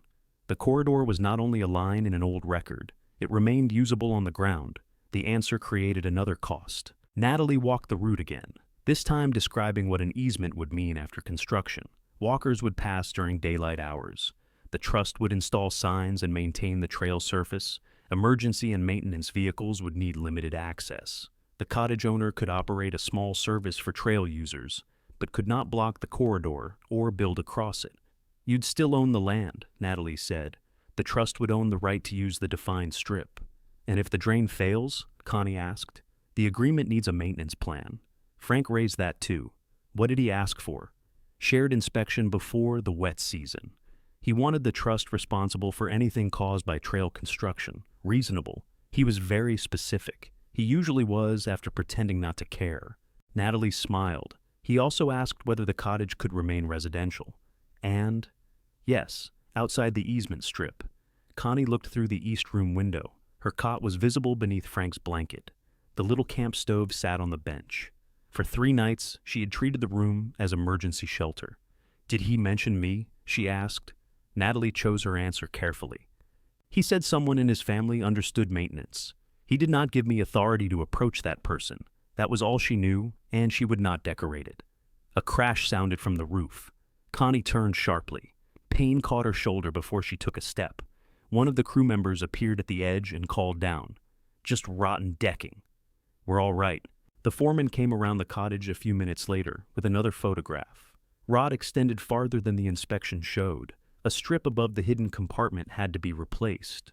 "How much?" Connie asked. He named the additional cost. She had less than enough room in the approved total. "Can you leave the soundboards and replace only the failed section?" "Yes, but I won't warranty the west edge unless we take it to the next rafter." Take it to the next rafter. She approved the change. The last comfortable space in her savings disappeared. By noon, wind carried the first damp smell of the coming storm. Workers moved across the roof, while Connie stayed below. She sorted removed boards, saved the old square nails from the compartment, and directed material away from the route. She tried to lift a bundle of trim with her left hand. Her right shoulder seized hard enough to make her drop it. Howard took the bundle without comment. "I have an appointment next month," she said. "You're calling today. I just spent the appointment money. You reserved $18,000 for the building. You did not reserve your arm." Connie called the clinic from the porch. The earliest evaluation was in 4 days. She accepted it, though the visit would go on a credit card. The roof was sealed by late afternoon. The new surface was plain gray, and the gutters still needed work, but the cottage was dry before the rain began. Water ran through the repaired crossing exactly as they had planned. It entered the sleeve, passed beneath the old route, and emptied toward Howard's swale without touching the foundation. Connie stood under the porch roof and watched it. Deborah called once. Travis emailed twice. Connie let both wait while she checked the front room for leaks. There were none. That evening, the storm settled over Old Stage Road. Wind pressed against the windows. Rain struck the roof in a steady rush, but the east room remained warm and dry. Connie heated soup on the camp stove. Howard had gone home after confirming his lower field was draining. The workers had taken their ladders. For the first time since she arrived, the cottage felt quiet without feeling abandoned. She opened the trust proposal again. The amount had first looked like an answer to what her siblings had taken. It could replace savings, buy comfort, and make Travis's accounting irrelevant. But the walk with Natalie had changed the shape of it. The payment would not be a prize for finding the right paper. It would pay for a lasting claim on the road. Whoever signed would have to protect the cottage beside it, keep the drain working, allow strangers to pass, and deal with the trust long after the money entered an account. Connie took out a blank page. She wrote what she would require if the certified record gave her control. The cottage remained her home. The trust maintained the trail surface. Drainage inspections happened with both sides present. No construction vehicle crossed the old route without protection. A small refreshment room and maintenance workshop remained permitted. The list was not about what she could extract. It was about what she was willing to keep. Her phone lit with another email from Travis. The subject line read family property. Connie did not open it yet. She placed Frank's photograph beside her requirements and listened to rain move safely through the drain, proving the record was no longer enough. If the decision reached her, she intended to make one Frank's cottage could survive. The email said Travis had consulted his own understanding of the settlement and expected all activity at the cottage to stop. He did not identify anyone he had consulted. He did not attach a record. He wrote that no family member could claim an omitted asset for personal benefit, and he instructed Connie not to discuss terms with the trust. Connie read it once. Then she replied, "I will not sign or negotiate an easement until ownership is proven. I will continue urgent maintenance to protect the cottage, drainage, and route marker. Please send any old stage bill or record you receive. Do not enter the cottage or remove records without my permission." She copied Deborah and Natalie, attached nothing, and closed the computer. The strategy was simple now. Connie would preserve the place, complete the record, and make the trust deal on terms that protected what remained. She did not need Travis to agree that this was sensible. She did not need Deborah to say it was fair. She needed a working building, an authenticated route, and a clean record of every decision. The first practical step was the locks. Travis had handed over one set of keys, but there was no way to know how many copies existed. The front lock was worn enough to turn with pressure from the wrong key. The back latch could be slipped with a thin piece of metal. Connie bought 2 solid lock sets and a steel plate for the rear frame. She worked from a stool so she would not raise her right arm. Howard steadied the door while she drilled with her left hand. "You can use the other hand for light work," he said. "I know. You're using the sore one. I know that too." He held out his palm. Connie surrendered the drill. The clinic had examined her that morning. The shoulder was inflamed, and the old tendon injury had worsened. She had been told to avoid lifting and overhead work for several weeks. A printed exercise sheet sat folded in her pocket beside the receipt she had put on her credit card. Howard drilled the remaining holes. Connie measured, marked, and fitted the hardware. When they finished, the front door closed squarely for the first time since she arrived. The deadbolt slid into the new plate without dragging. She made 3 keys. One stayed in her pocket. One went into the metal cash box. She handed the third to Howard. For drainage emergencies, she said. He accepted it. Not for family arguments. Especially not for family arguments. She started a site log on the first clean page of a new composition book.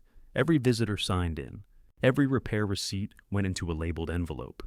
She photographed the roof, circuits, water valve, drain crossing, route marker, and locks. By noon, the cottage no longer operated like an abandoned building anyone could enter and describe afterward. It had controlled access and a current record.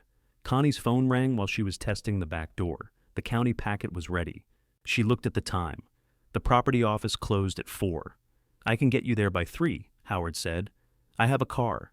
You also have a shoulder full of instructions you intend to ignore. I can drive. Of course you can. I'm going because I want lunch in Medford. He did not ask to see the packet. That helped her say yes. They drove through light rain, left from the storm. Connie kept Frank's notebook on her lap. At the property office, Howard remained in the truck while she went inside. The clerk brought out a thick envelope with the county seal across the flap. Connie checked the route reference and her name on the receipt before signing. "Is this the complete certified history?" she asked. "It includes the archive map pages, the corrected description, and every linked recording in the parcel index. Does it show the current ownership?" "It shows the recorded chain." "I can't interpret legal effect for you. I'm not asking you to. Are there any later entries missing from the packet?" "None linked to that parcel reference." Connie thanked her and carried the envelope outside. She did not open it in the parking lot. Howard glanced at the seal. "Good news? It's an envelope. Strong start." They ate sandwiches at a small table outside a grocery store. Howard discussed pear blight and the price of irrigation parts. Connie was grateful for both subjects. She wanted to read the packet where she could spread every page flat and match it to Frank's records. Back at the cottage, she locked the door behind them. The packet began with the current parcel cover sheet.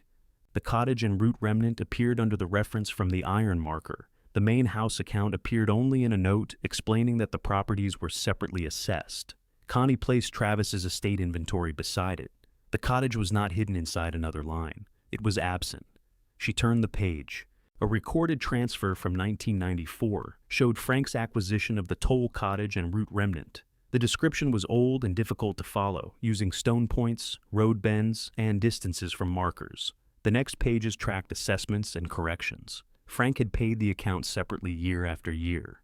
In 2012, he recorded a corrected description of the corridor rights after county work, changed part of the modern road shoulder. The correction preserved the original route through the cottage property. It referenced the marker near the drain and the reset stone near Howard's orchard.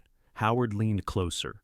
"That's the one I remember." A signed witness line appeared below the filing statement. Connie recognized neither name. The county certification showed the record had been accepted and preserved. She continued. The final recorded entry was also from 2012. Its heading read, "Transfer on Death Deed." Frank Pierce was named as owner. The beneficiary line named Connie Pierce. She read it again without moving. Howard stepped away from the counter and went to check the kettle, though neither of them had asked for tea. The document was short. Frank retained full control during his lifetime. At his death, if the transfer remained unrevoked, ownership passed to the named beneficiary. The legal description attached to it matched the certified cottage and root parcel. Connie turned every remaining page. There was no later revocation. No replacement beneficiary appeared. No transfer back into the house account. The corridor correction and transfer shared the same recording date. Frank had not forgotten the cottage. He had separated its record, repaired its description, and directed it toward Connie while he was alive and capable of changing his mind. Her first reaction was not triumph. It was anger. He had done this 14 years earlier and never told her plainly. He had let her sign an estate waiver without knowing that a separate property might already pass to her. He had left a note in a wall and trusted maintenance to lead her where conversation had not. "Why didn't he tell me?" she asked. Howard set 2 cups on the counter. "I don't know." He had 14 years. "Yes, I might have planned differently, yes." Howard did not defend a dead friend simply because the man was dead. Connie looked at Frank's photograph.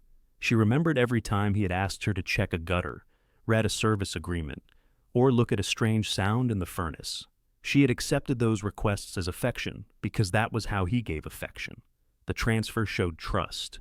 It also showed his dependence on her competence, even after his death. Frank's note had warned her that understanding the maintenance did not make her responsible for everyone's work. He had learned that truth late enough to hide it behind a counter. Connie copied the packet page by page. The certified original went into the cash box. One copy went into a waterproof folder with the trust proposal. Another went into her car. Then she called Natalie. "I have the certified history. Does it identify an owner?" "It records a transfer on death to me." Natalie paused. "Does the legal description include the corridor?" "Yes." "Any later revocation?" "None in the packet." "I need our counsel to review the certified copy. I also need the survey to confirm the markers and physical line. The slot stays? If you send the cover sheet, transfer entry, and legal description today, I can keep it." Connie sent them while Natalie remained on the phone. The reply came 20 minutes later. The trust's initial review found enough recorded support to proceed with the survey. It was not final approval, and Natalie said so twice. "That's fine," Connie said. "I'm not ready to approve your terms either." She emailed the list she had written during the storm. Natalie read it silently. "The refreshment room is possible," she said. "The workshop needs limits on fuel storage and trail obstruction, reasonable limits. The shared drainage inspection is acceptable in principle. And construction protection, we can include it. I want the root surface designed, so runoff enters the existing channel, not my foundation. That will need the survey elevations. Then tell the surveyor before the visit." Natalie agreed. The new strategy worked once, visibly. The trust kept the appointment. Connie's requirements entered the working draft before anyone discussed a signature. The cottage was no longer merely the property beside a proposed trail. Its protection had become part of the proposed deal. The next morning, orange survey flags appeared along the edge of the old route. Natalie placed them with Connie and Howard present. They marked tentative points only, leaving every old stone untouched. From the road, the line was easy to see. It curved past the repaired drain, behind the cottage, and toward the orchard. At the nearest point to the porch, Connie moved one flag 6 inches because it blocked the path to the water valve. Natalie checked the map. That adjustment stays outside the measured strip, then it stays there. They finished before lunch. Connie was locking the map case in her car when Travis's truck slowed on Old Stage Road. He did not pull in. He drove past once, returned from the other direction, and stopped beside the county marker. Connie remained near the porch. Travis lowered his window and looked along the orange flags. He could now see the route, the new roof, the repaired crossing, and the lock on the front door. He could also see that work had continued without his permission.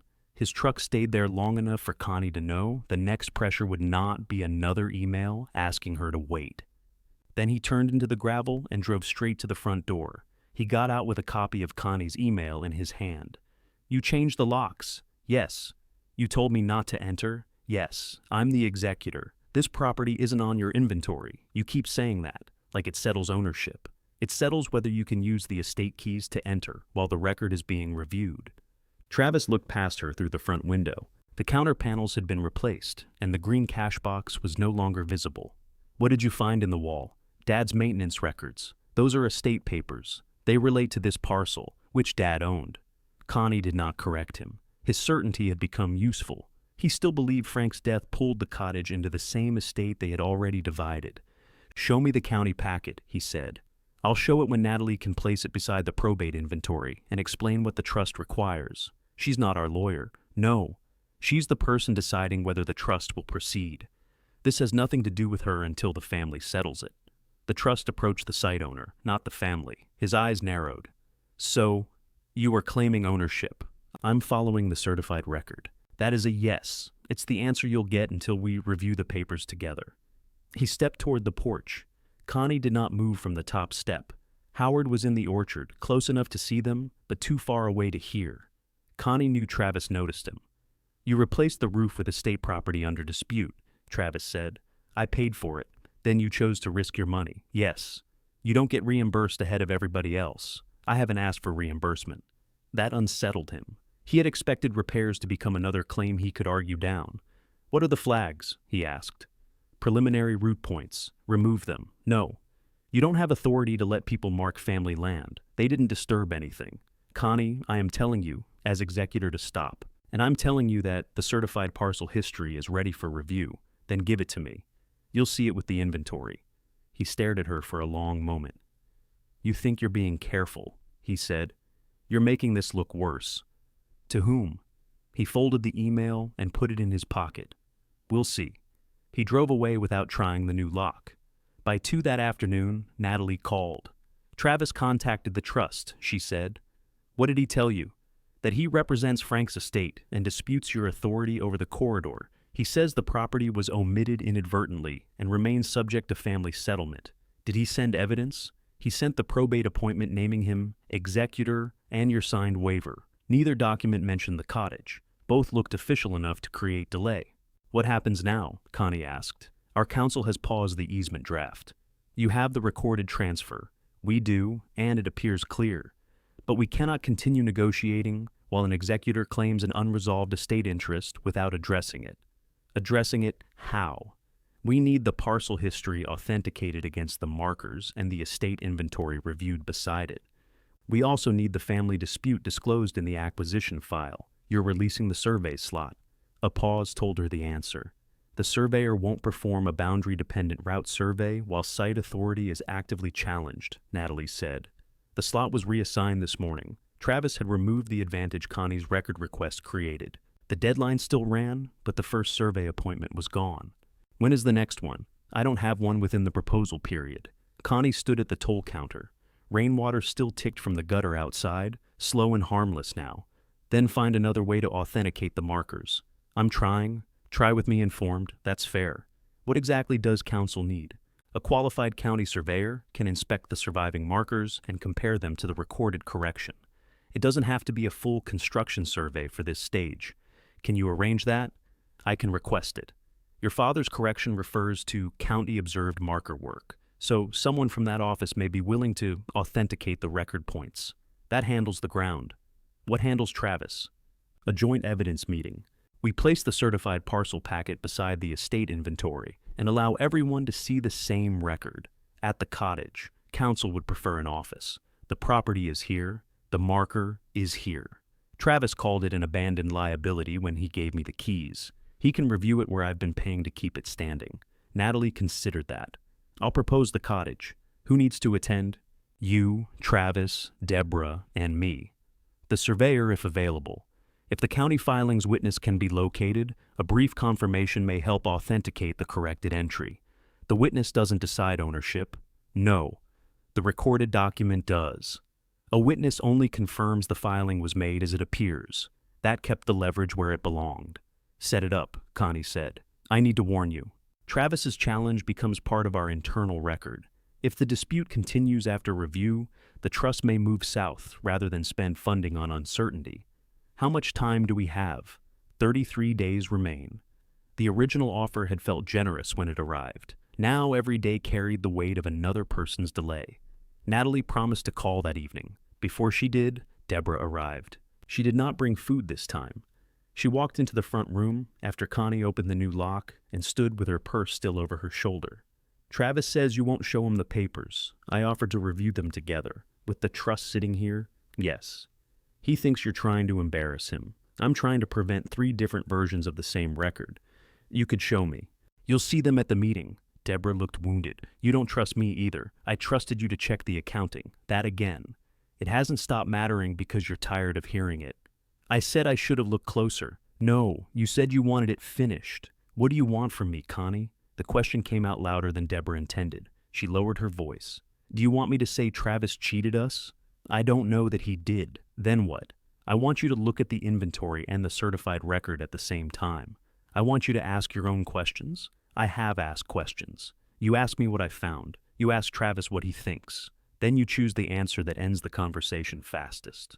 Deborah turned toward the window. Orange flags showed through the glass. I'm not built like you, she said. This isn't about being built differently. You don't mind conflict.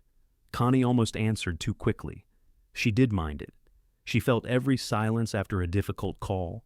She remembered birthdays when Travis arrived late and blamed traffic, then spent dinner waiting for Connie to challenge him.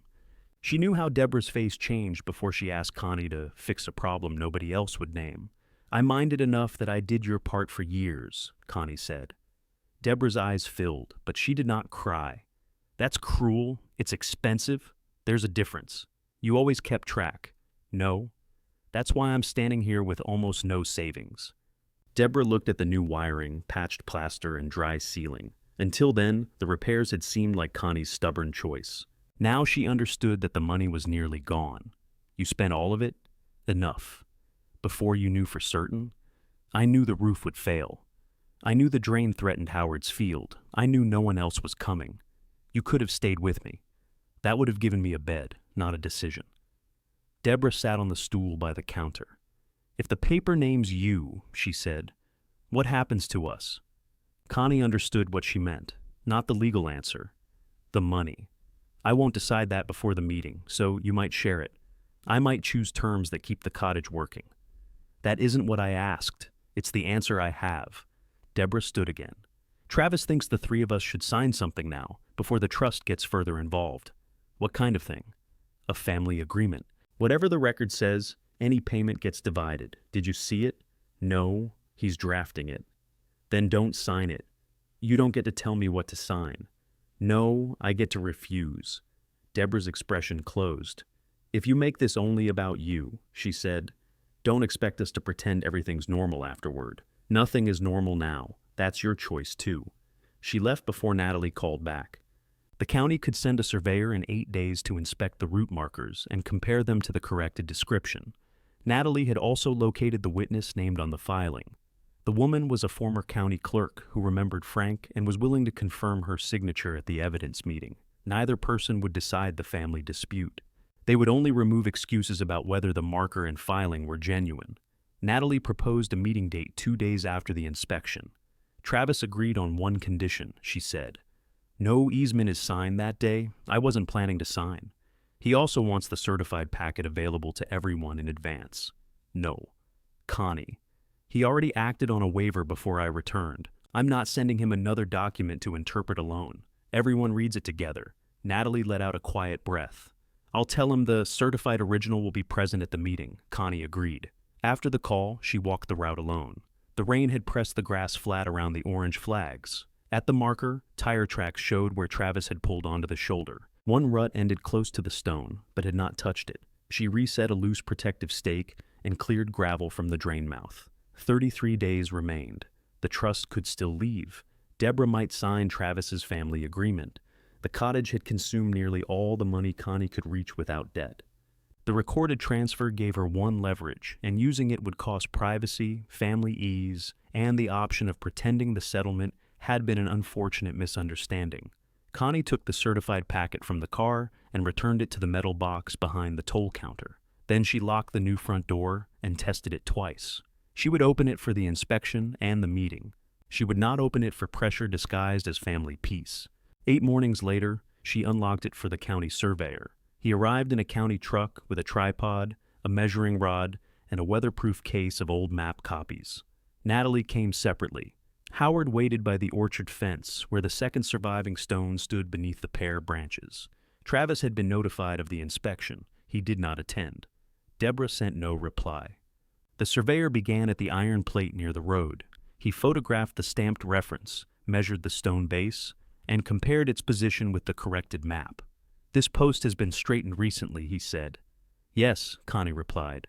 Road gravel pushed it toward the ditch. We exposed the base, photographed it, and braced it without removing it.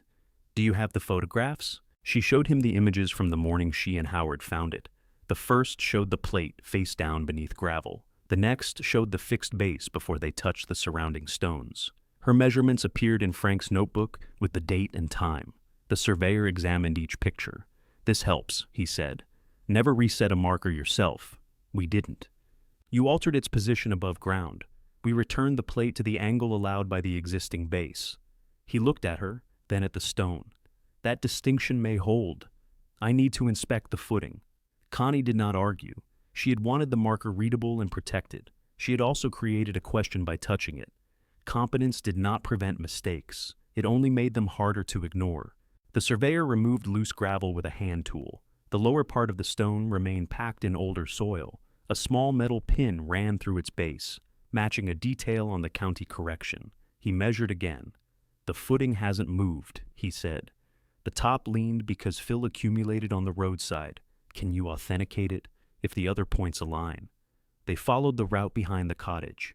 Natalie carried Frank's map. Connie carried the certified correction. No one moved the orange flags. At the drain crossing, the surveyor paused to inspect the new sleeve. Who installed this? Howard and I did, with supplied pipe and stone. You maintained the original flow line. That was the plan. He checked the elevation. The root surface above the sleeve remained at its former height. This crossing is shown on the corrected description, he said. Your repair didn't shift it. At the orchard fence, Howard led them to the reset stone. Moss covered one face. The surveyor cleaned it with water and a soft brush, revealing a shallow county mark. Frank was here when the crew set it, Howard said. So was I. Do you remember the year? 2012. What did they do?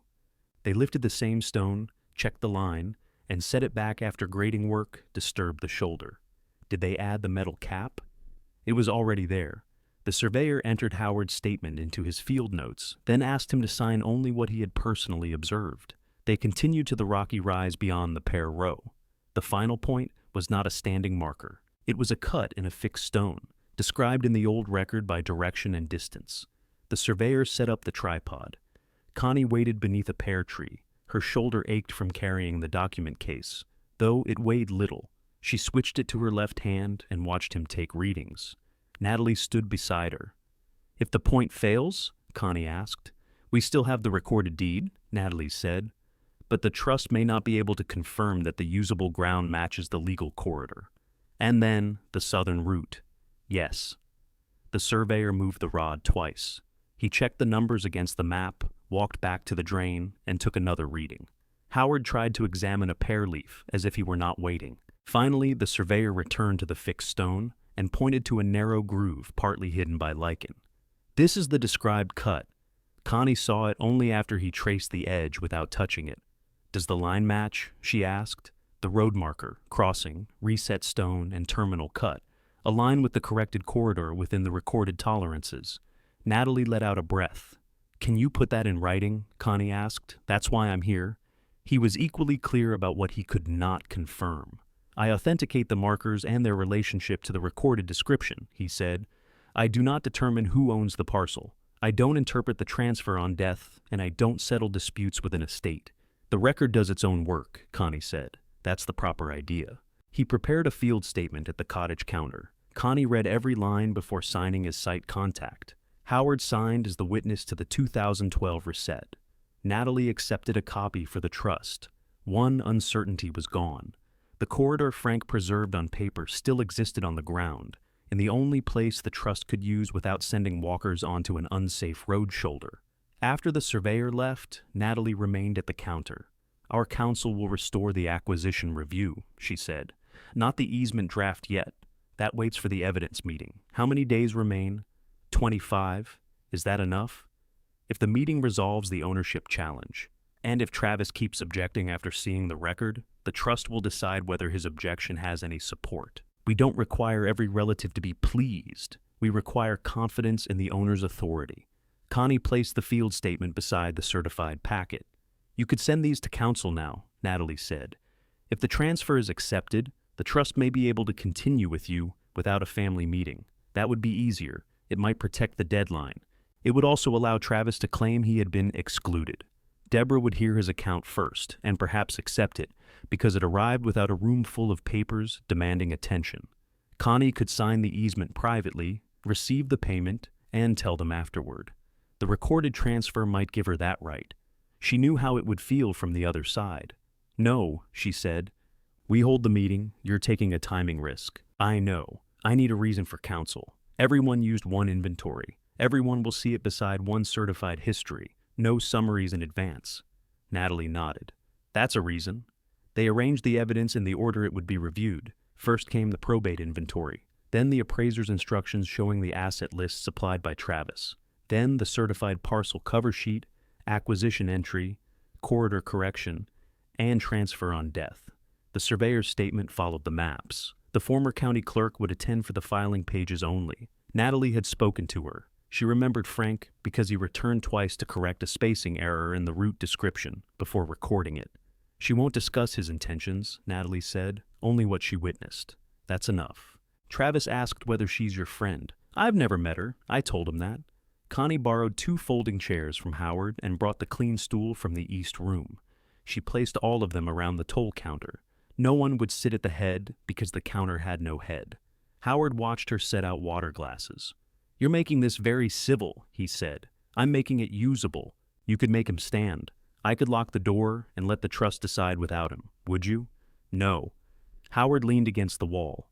"If that transfer holds, could you use the omission to go after the rest of the settlement?" "Possibly. I haven't asked." "You could make Travis explain every dollar. I already know enough about his reimbursements to dislike them. That wasn't my question." Connie straightened the inventory pages. "I'm not using the cottage to reopen the whole family estate," she said. "The house is sold. Deborah took what she accepted. Travis took what he accepted. I signed the waiver without complete information. Yes. So, why let that stand? Because I don't want the table, the mower, or another year spent pricing Dad's dishes.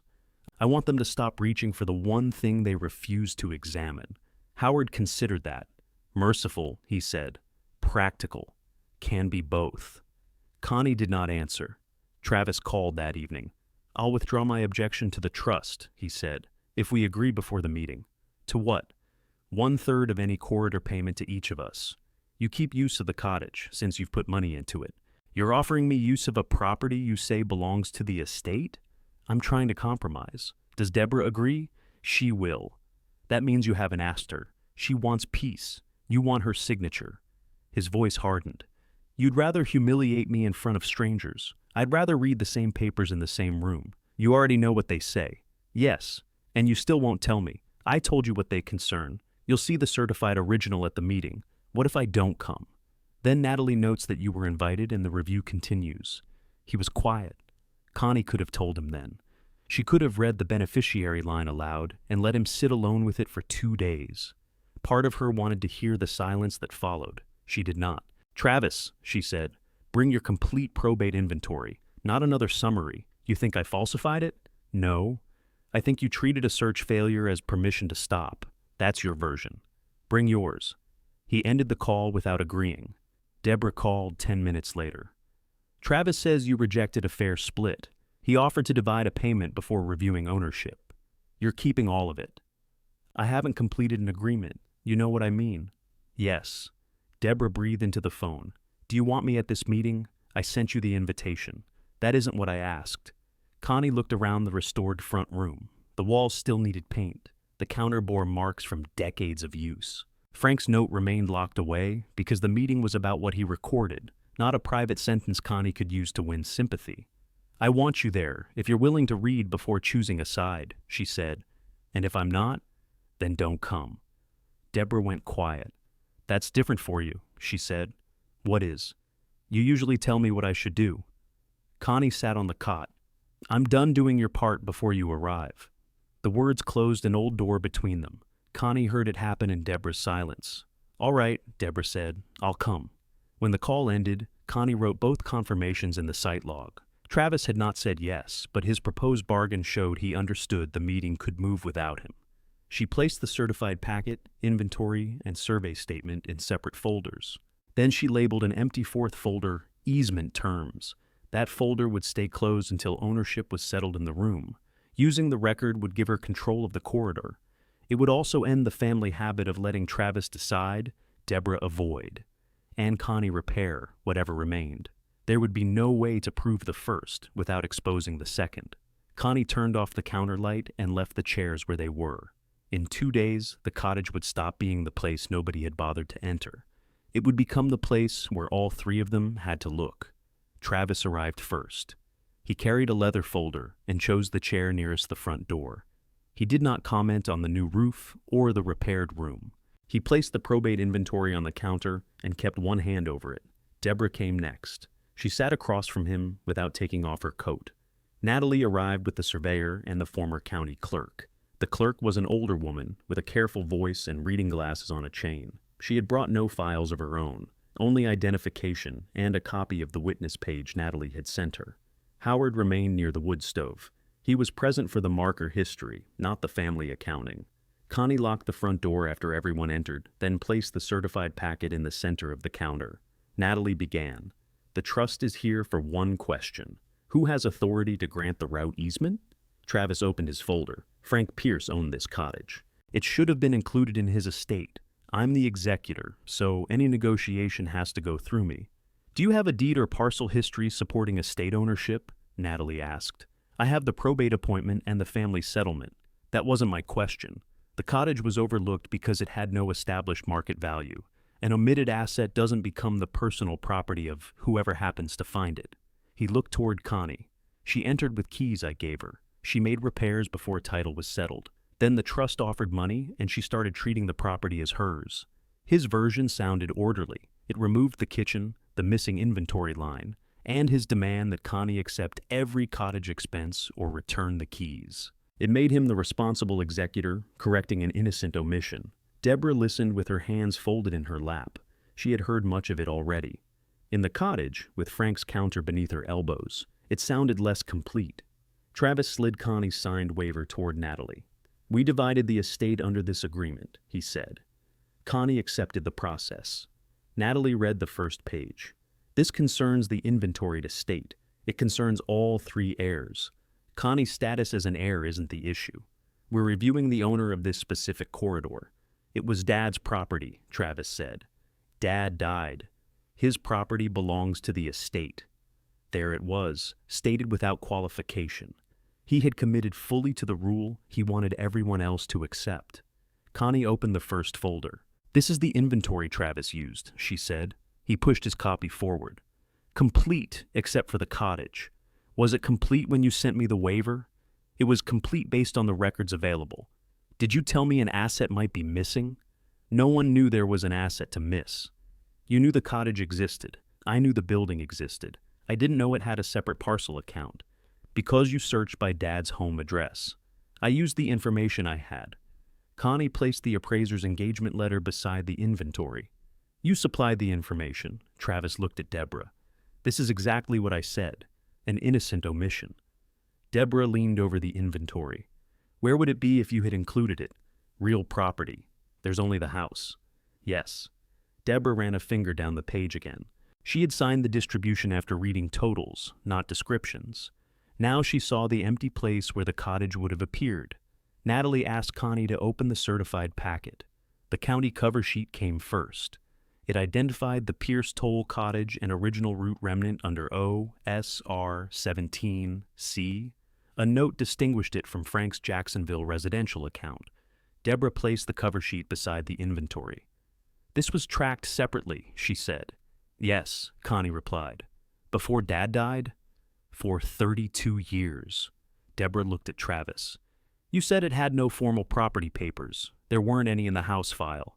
You didn't look under this reference. No one gave me the reference. Did you come here and look?" Travis's jaw tightened.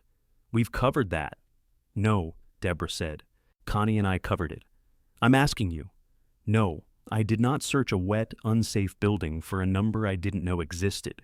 You gave her the keys and the bills, because she insisted on making it her project." Deborah looked again at the county sheet. For the first time, she knew the omission was not Connie's interpretation. The property had an independent county history, and the inventory they used to divide everything did not contain it. Then she drew no conclusion from the sentence. She turned to the recorded chain. The 1994 entry showed Frank acquiring the cottage and route remnant. The legal description attached to it followed the old route past the building and toward the orchard. The surveyor placed his field statement beside the map. "I inspected the surviving markers," he said. "The county route plate, drainage crossing, reset orchard stone, and terminal rock cut align with this description." Travis examined the statement. "Were any markers moved?" The road marker leaned above ground because gravel pressed against it. Its fixed footing remained undisturbed. The orchard stone was reset during county observed work in 2012. "How do you know that?" "The corrected filing records it." Mr. Ward also witnessed the reset. Howard spoke from beside the stove. "I watched the crew lift the stone and set it back on the checked line. Frank stood with them." The surveyor tapped the field statement. "That supports the history. My measurements authenticate the physical points." "But you don't decide ownership," Travis said. "No," the surveyor replied. "I authenticate the corridor described in the record." He sat back. His function was complete. Connie turned to the 2012 correction. It preserved the route access, marker references, and drainage crossing under the same separate parcel account. The former county clerk adjusted her glasses. "This is my witness signature," she said. "You remember signing it?" Natalie asked. "I do." Frank Pierce brought the filing to the counter. I reviewed his identification and witnessed his signature. He returned after we found a spacing error in the route description. He wanted the corrected copy recorded accurately. "Did anyone force or direct him to file it?" Travis asked. "Not in my presence." "Did he tell you why he was doing it?" "He said the old route needed a clean record. I can confirm the filing. I can't give you his private intention." She had authenticated Frank's act without becoming his voice. Connie turned to the last recorded entry. The heading was visible to everyone. Transfer on death deed. Frank appeared on the owner line. Connie appeared on the beneficiary line. The attached description matched the cottage and route parcel. Deborah read the beneficiary name aloud. Connie Pierce. Travis reached for the page. Connie kept one hand on the certified packet, but allowed him to turn it toward himself. He read the operative paragraph, then the recording stamp, then the remaining pages. There has to be something later, he said. There isn't, Connie replied. You don't know that. The certified history includes every later entry linked to the parcel. The estate can challenge this. On what fact? Dad might have changed his mind. Then he had 14 years to record something else. Travis turned to the former clerk. A transfer on death still goes through probate. The clerk shook her head. I'm not here to give legal advice. Natalie opened the trust's review sheet. Our acquisition counsel has examined the certified entry, she said. Under its recorded terms, Frank retained ownership during life. At his death, the cottage and corridor passed to the named beneficiary outside the probate inventory. The waiver did not transfer this parcel to the estate or to the other heirs. Travis's face lost color. So, you decided this before the meeting. We confirmed the effect subject to authentication. Today's marker statement and witness confirmation removed the remaining questions in our file. You took her side. The trust identified the person with authority to grant the easement. Natalie turned the review sheet toward the group. Connie's name appeared under proven owner. The power in the room changed without anyone raising a voice. Travis could no longer demand the keys as executor. Deborah could no longer treat a three-way payment as the natural starting point. The trust no longer needed family agreement. It needed Connie's. Travis closed the probate inventory. If the cottage passed to her, then she benefited outside the estate while still taking a distribution from it. My distribution was reduced by your expenses, Connie said. And the waiver I signed covered the assets you listed. You knew Dad favored you. I learned about the transfer 8 days ago. You expect us to believe that? I expect nothing from you now. Deborah flinched. Connie saw it and softened her next words without changing them. I'm not reopening the house settlement. I'm not asking for your furniture, your cash, or the equipment Travis took. The cottage is not going back into a division it never entered. Travis leaned toward her. Then, you keep $420,000 and call that restraint. I keep the property Dad transferred to me. The payment buys permanent access across it. We're family. You used that word when you needed my signature. You used executor when I asked questions. Neither one gives you this corridor. He looked at Deborah. Say something. Deborah stared at the beneficiary line. You left it off, she said. I didn't know. You told me you had checked. I checked the estate records. You decided these weren't estate records before you found them. Travis pushed his chair back. So, now this is all my fault. No, Deborah said. I signed too. Her admission did not help him. It made the room quieter. Natalie removed the easement agreement from the fourth folder. The trust board approved these terms subject to proof, she said. Proof is complete. Connie reviewed the final pages. Her requirements were there. The cottage remained residential. The trust maintained the trail surface. Drainage inspections were shared. Construction vehicles required protective access. The refreshment room and small maintenance workshop were permitted within stated limits. The route would be permanent. So would Connie's responsibility to keep her side of it safe. She signed her name. Natalie signed for the trust. The former clerk and surveyor signed only as witnesses to execution, adding no new authority. Natalie closed the agreement and placed it in the recording envelope. Funds will be released after the easement is recorded, she said. Trail construction begins only after the drainage plan is approved. Travis stood. I won't forget this. Connie met his eyes. Neither will I. He picked up his inventory and left the cottage. Deborah remained seated. She did not apologize. Connie was relieved she didn't try. Outside, Travis's truck started and moved onto Old Stage Road. No one followed him. The agreement lay on Frank's counter, signed and complete. It did not return the savings Connie had spent that day, and it did not repair the family by itself. It did something more exact. It placed the decision where Frank's recorded act had put it, in Connie's hands. Deborah stayed until the others had packed their papers. The surveyor left first. The former clerk shook Connie's hand and said, Your father was persistent about that filing. Yes, Connie said. He usually was. Natalie took the signed agreement for recording. She promised copies before the end of the next business day, then went outside with Howard to review the drainage schedule. Deborah remained on the stool. "I should have read the inventory differently," she said. "You should have questioned why something we all knew existed wasn't there." "I trusted Travis." "So did I." "That doesn't make me feel better. It shouldn't." Deborah looked toward the door Travis had closed behind him.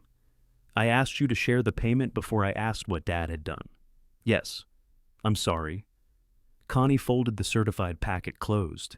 "I hear you. It was not forgiveness. It was not refusal either." Deborah waited for more, then understood there would be no sentence that returned them to the week before Frank died. "What can I do?" she asked. "Today?" "In general, I don't know yet. I could help with the cottage. You could." "What needs doing?" "Everything that doesn't require lifting, wiring, plumbing, roofing, or pretending paint covers damp." Deborah almost smiled. Cleaning is work, I know." "Do you?" The smile disappeared. Connie regretted the sharpness, but she did not take it back. Deborah had often offered help in a soft, general way, then waited for Connie to organize it, supply it, and praise it. "Tuesday at 8, Connie said. "The front room walls need washing before they're repaired. Wear old clothes. I'll be here. If you cancel, tell me the night before. I'm not planning around maybe. I said I'll be here. And I told you the terms." Deborah nodded. Tuesday at 8. She left with nothing settled except a date and a task. Travis sent a message that evening. He wrote that the meeting had been unnecessary and hostile. He accused Natalie of treating a private family matter as a title review. He said Connie had chosen money over her brother and sister. Connie replied with 4 lines. "The recorded transfer resolved ownership. The estate settlement remains unchanged. Do not enter the cottage or interfere with the root. Future communication about either must be in writing." She did not defend her motives. She did not send Frank's note. She did not explain the cost of the roof or the drain. Travis answered within a minute. "Keep it all then." Connie saved the message in the site log and turned off the phone. He had not apologized. He had not asked whether the cottage was safe or why Frank had maintained it separately. He had lost control of one property and treated that as losing the family. Connie could not repair that interpretation for him. The easement recorded 2 days later. Natalie called from the property office. "It's complete," she said. "The trust's right is limited to the corridor described in the agreement. The cottage and remaining land stay under your ownership. When are funds released? The transfer was initiated this morning. It should clear within 2 business days. And construction? Not until you, Howard, and our trail engineer approve the drainage plan." "Good." Natalie laughed quietly. "I expected that answer." Connie received the recorded agreement by email and printed 3 copies. 1 went in the metal cash box. 1 went with the cottage records. 1 stayed in her car. She removed the orange preliminary flags only after Natalie confirmed they were no longer needed. The old route looked quieter without them, but it was no longer uncertain ground. The payment arrived on Friday. Connie sat at the counter and looked at the bank screen for a long time. $420,000 did not feel like the roof deposit or power balance. It was too large to connect with 1 broken pipe or 1 month of worry. She closed the screen and took out a legal pad. First, she listed every cottage expense she had paid. The roof, wiring, plumbing, drainage, county packet, locks, cleaning supplies, and structural work came from her savings. She added the clinic visit and stopped. Her shoulder treatment belonged on a different list. The cottage had aggravated the injury, but she would not teach herself that her body counted only when attached to a building.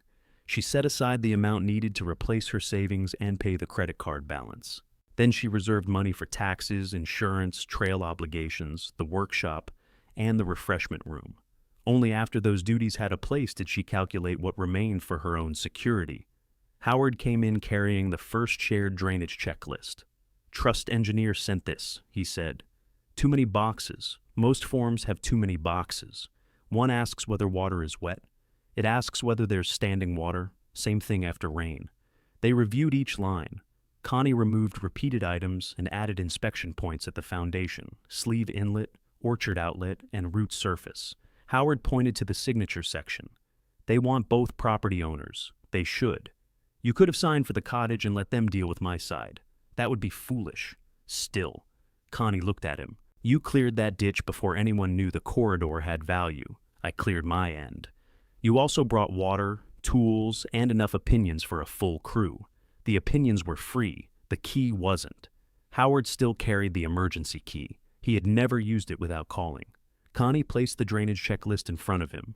You keep access for inspections. We both sign. If the trust causes a problem, we call Natalie together. Howard signed. That relationship did not need repairing. It needed a fair division of work. Connie's shoulder evaluation showed no need for immediate surgery, but recovery required therapy and rest from heavy lifting. She scheduled the appointments instead of postponing them again. The first therapist asked what movement hurt most. Reaching overhead. Then stop doing that for now. I own an old building. Old buildings allow ladders and other people. Connie paid for a repair crew to finish the awning and gutters. She stood on the ground, checked measurements, and kept both arms below her shoulders. It irritated her. It also worked.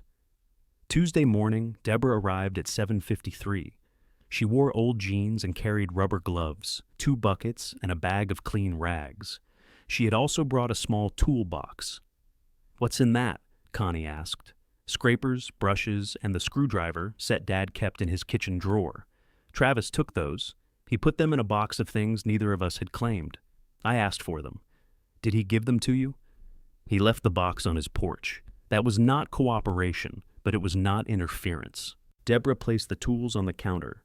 They belong here more than in my hall closet. Connie checked the screwdriver handles. Frank had marked each with a stripe of red paint. Wash the north wall first, she said. No paint until the plaster is dry. They worked without discussing the payment. At 10, Deborah's phone rang.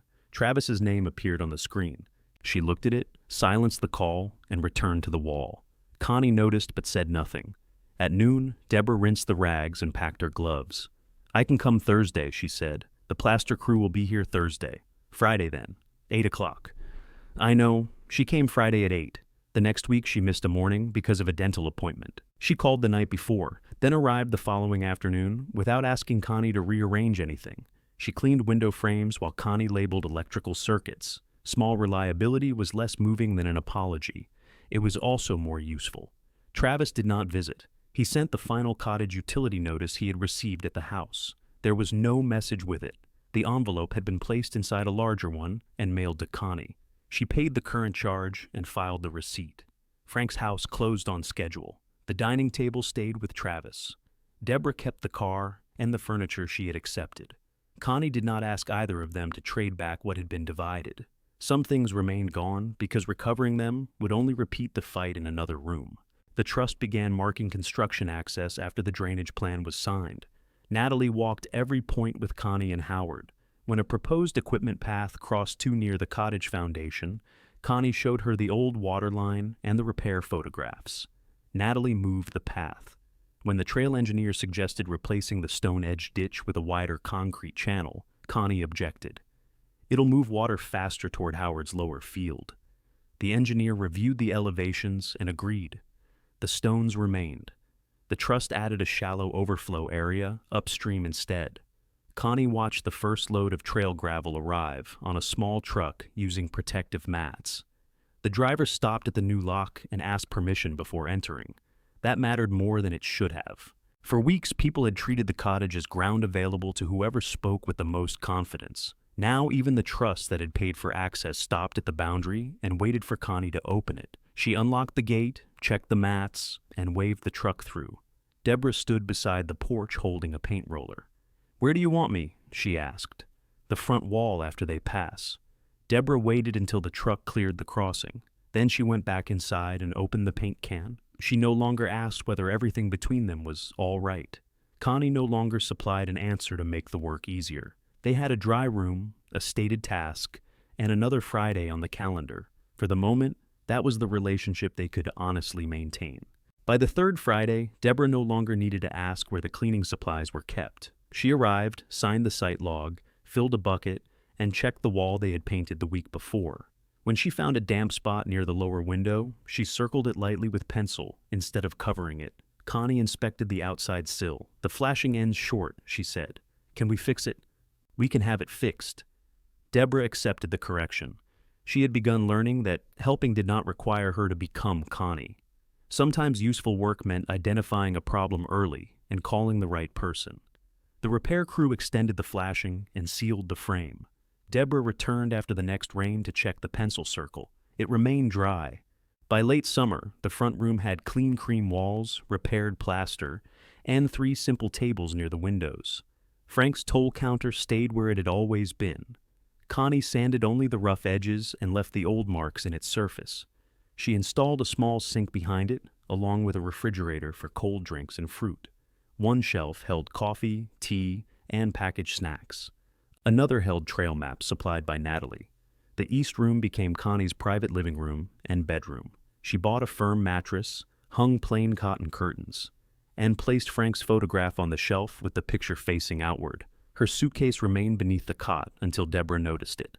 "You have a dresser now," she said. "I know. You're still living out of that thing. I haven't had time." Deborah did not offer to unpack it. She had finally learned that closeness did not give her permission to handle Connie's private things.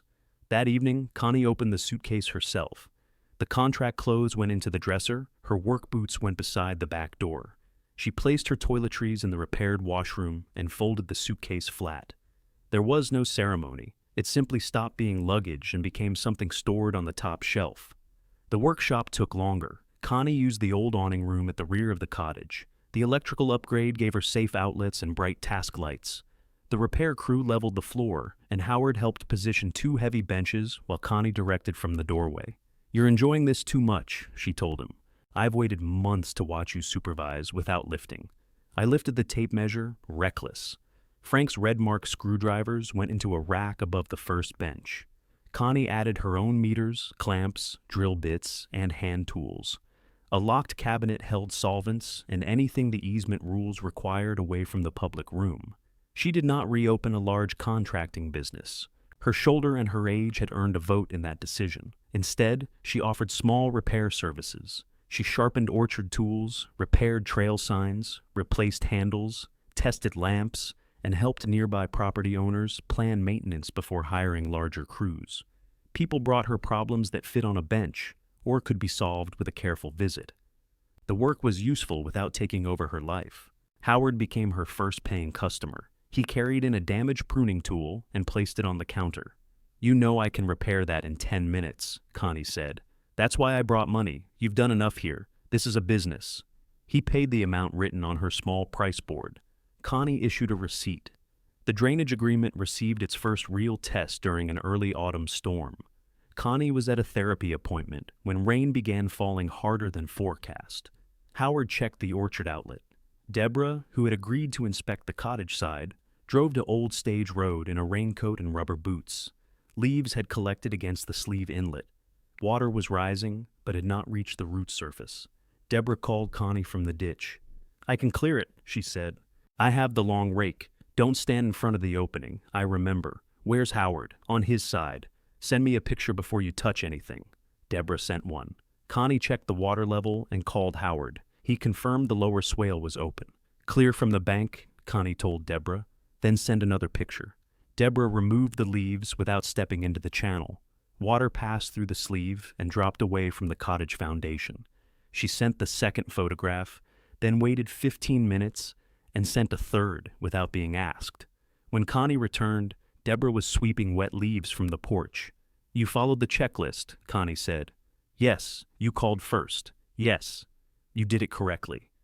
Deborah rested both hands on the broom. "You can just say thank you." "Thank you." That was the first time Connie gave her the emergency key. "Drainage only," she said. "Drainage only."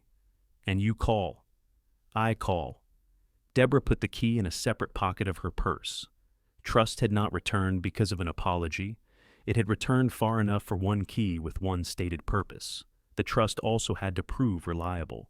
During trail construction, a gravel truck shifted one protective mat and left a rut near the west ditch.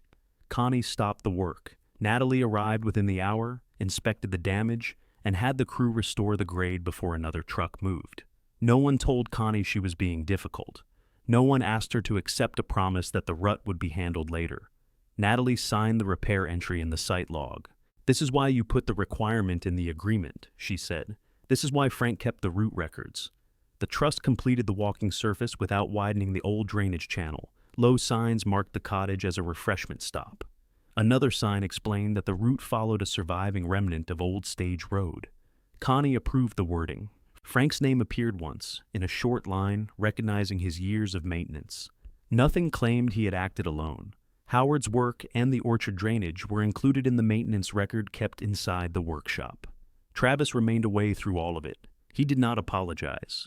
He did not question his executor charges or return any part of Connie's reduced distribution. At family gatherings Connie chose to attend, he was civil in the shallow way strangers could be civil at a waiting room. Then, a week before the trail reopened, he called. "Deborah says there's an opening event," he said. "There is. Am I allowed to come?" The question cost him something. Connie heard that. "The trail and refreshment room will be open to the public." "That isn't what I asked." "No, you're not barred. Do you want me there?" Connie looked through the front window at the route he had once dismissed. "I want anyone who enters the cottage to respect the place and the agreement. I can do that. If you argue about ownership or payment, I'll ask you to leave. You don't have to keep saying it. I do until I see something different." He came on the opening morning. He parked near the road instead of beside the porch. He entered through the public door and waited while Connie served coffee to two walkers. The room was full enough to keep their conversation brief. Travis looked at the restored counter and the photograph of Frank. "You kept the old boards," he said. "They were sound." He placed $3 in the payment jar and took a coffee. He did not ask for a tour of the private room. He did not touch the workshop door. Before leaving, he put his empty cup in the proper bin and said, "The roof looks good." It was not accountability. It was one visit without taking, claiming, or directing. Connie allowed it to remain exactly that. Deborah's repair went further because her actions did. She took regular Friday shifts in the refreshment room. She learned the prices, recorded supplies, and called Connie before changing anything. When Travis once suggested adding a family donation box near Frank's photograph, Deborah answered him herself. "It's Connie's business," she said. "Ask her." He did not ask. Connie heard about the conversation from Howard, not Deborah. That made it more valuable. Deborah had not set the boundary to receive credit for it. The cottage settled into ordinary use. Walkers stopped for water, coffee, pears from Howard's orchard, and directions around the steeper section of trail. Connie repaired loose walking poles and replaced a buckle on a trail bag. She kept a small air pump beside the porch and a first aid kit behind the counter. Howard came through the connecting gate each morning to inspect the lower drain. Sometimes he stayed for coffee. Sometimes he only raised one hand through the window and returned to his trees. Natalie visited monthly during the first season. She signed the drainage sheet, reviewed maintenance concerns, and paid workshop invoices when the trust requested repairs. Connie's shoulder improved. It never became the shoulder she had at 40, and she stopped expecting it to. She used a step platform, hired overhead work, and kept heavy supplies below waist height. The limitations changed how she worked. They did not remove her from the work. On the first cold evening of the season, Connie lit the wood stove in the east room. Deborah had gone home. Howard's orchard was dark, except for one lamp near the packing shed. Connie checked the front lock, counted the refreshment receipts, and prepared coffee supplies for morning. Frank's green thermos stood cleaned on the shelf above the counter. She used it sometimes, but she always returned it there. The cottage no longer asked her to prove she belonged by fixing everything alone. The doors closed properly. The bills came in her name. People waited for permission, paid for work, and followed the route without entering her private rooms. If stories about reclaiming dignity after family abandonment matter to you, subscribe and return for the next inheritance story. The last walkers were an older couple who had taken longer than expected on the southern rise. Connie kept the refreshment room open until they arrived. "We thought you might be closed," the woman said. "I saw you coming around the bend." Connie poured the final coffee and wrapped 2 slices of pear bread. They sat near the window until their ride appeared at the road. After they left, Connie washed the cups and wiped Frank's counter. She checked the drain by flashlight. Water moved cleanly beneath the route toward Howard's field. Inside the workshop, she returned a repaired trail sign to the pickup shelf and hung Frank's red-marked screwdriver in its proper place. The task lights clicked off one row at a time. She stepped outside. The air smelled of damp oak leaves and wood smoke. Behind her, the refreshment room lamp cast a soft square across the porch. The east room curtains glowed above the shelf where Frank's photograph stood. At dusk, Connie closed the workshop door, while warm cottage windows shone beside the reopened trail.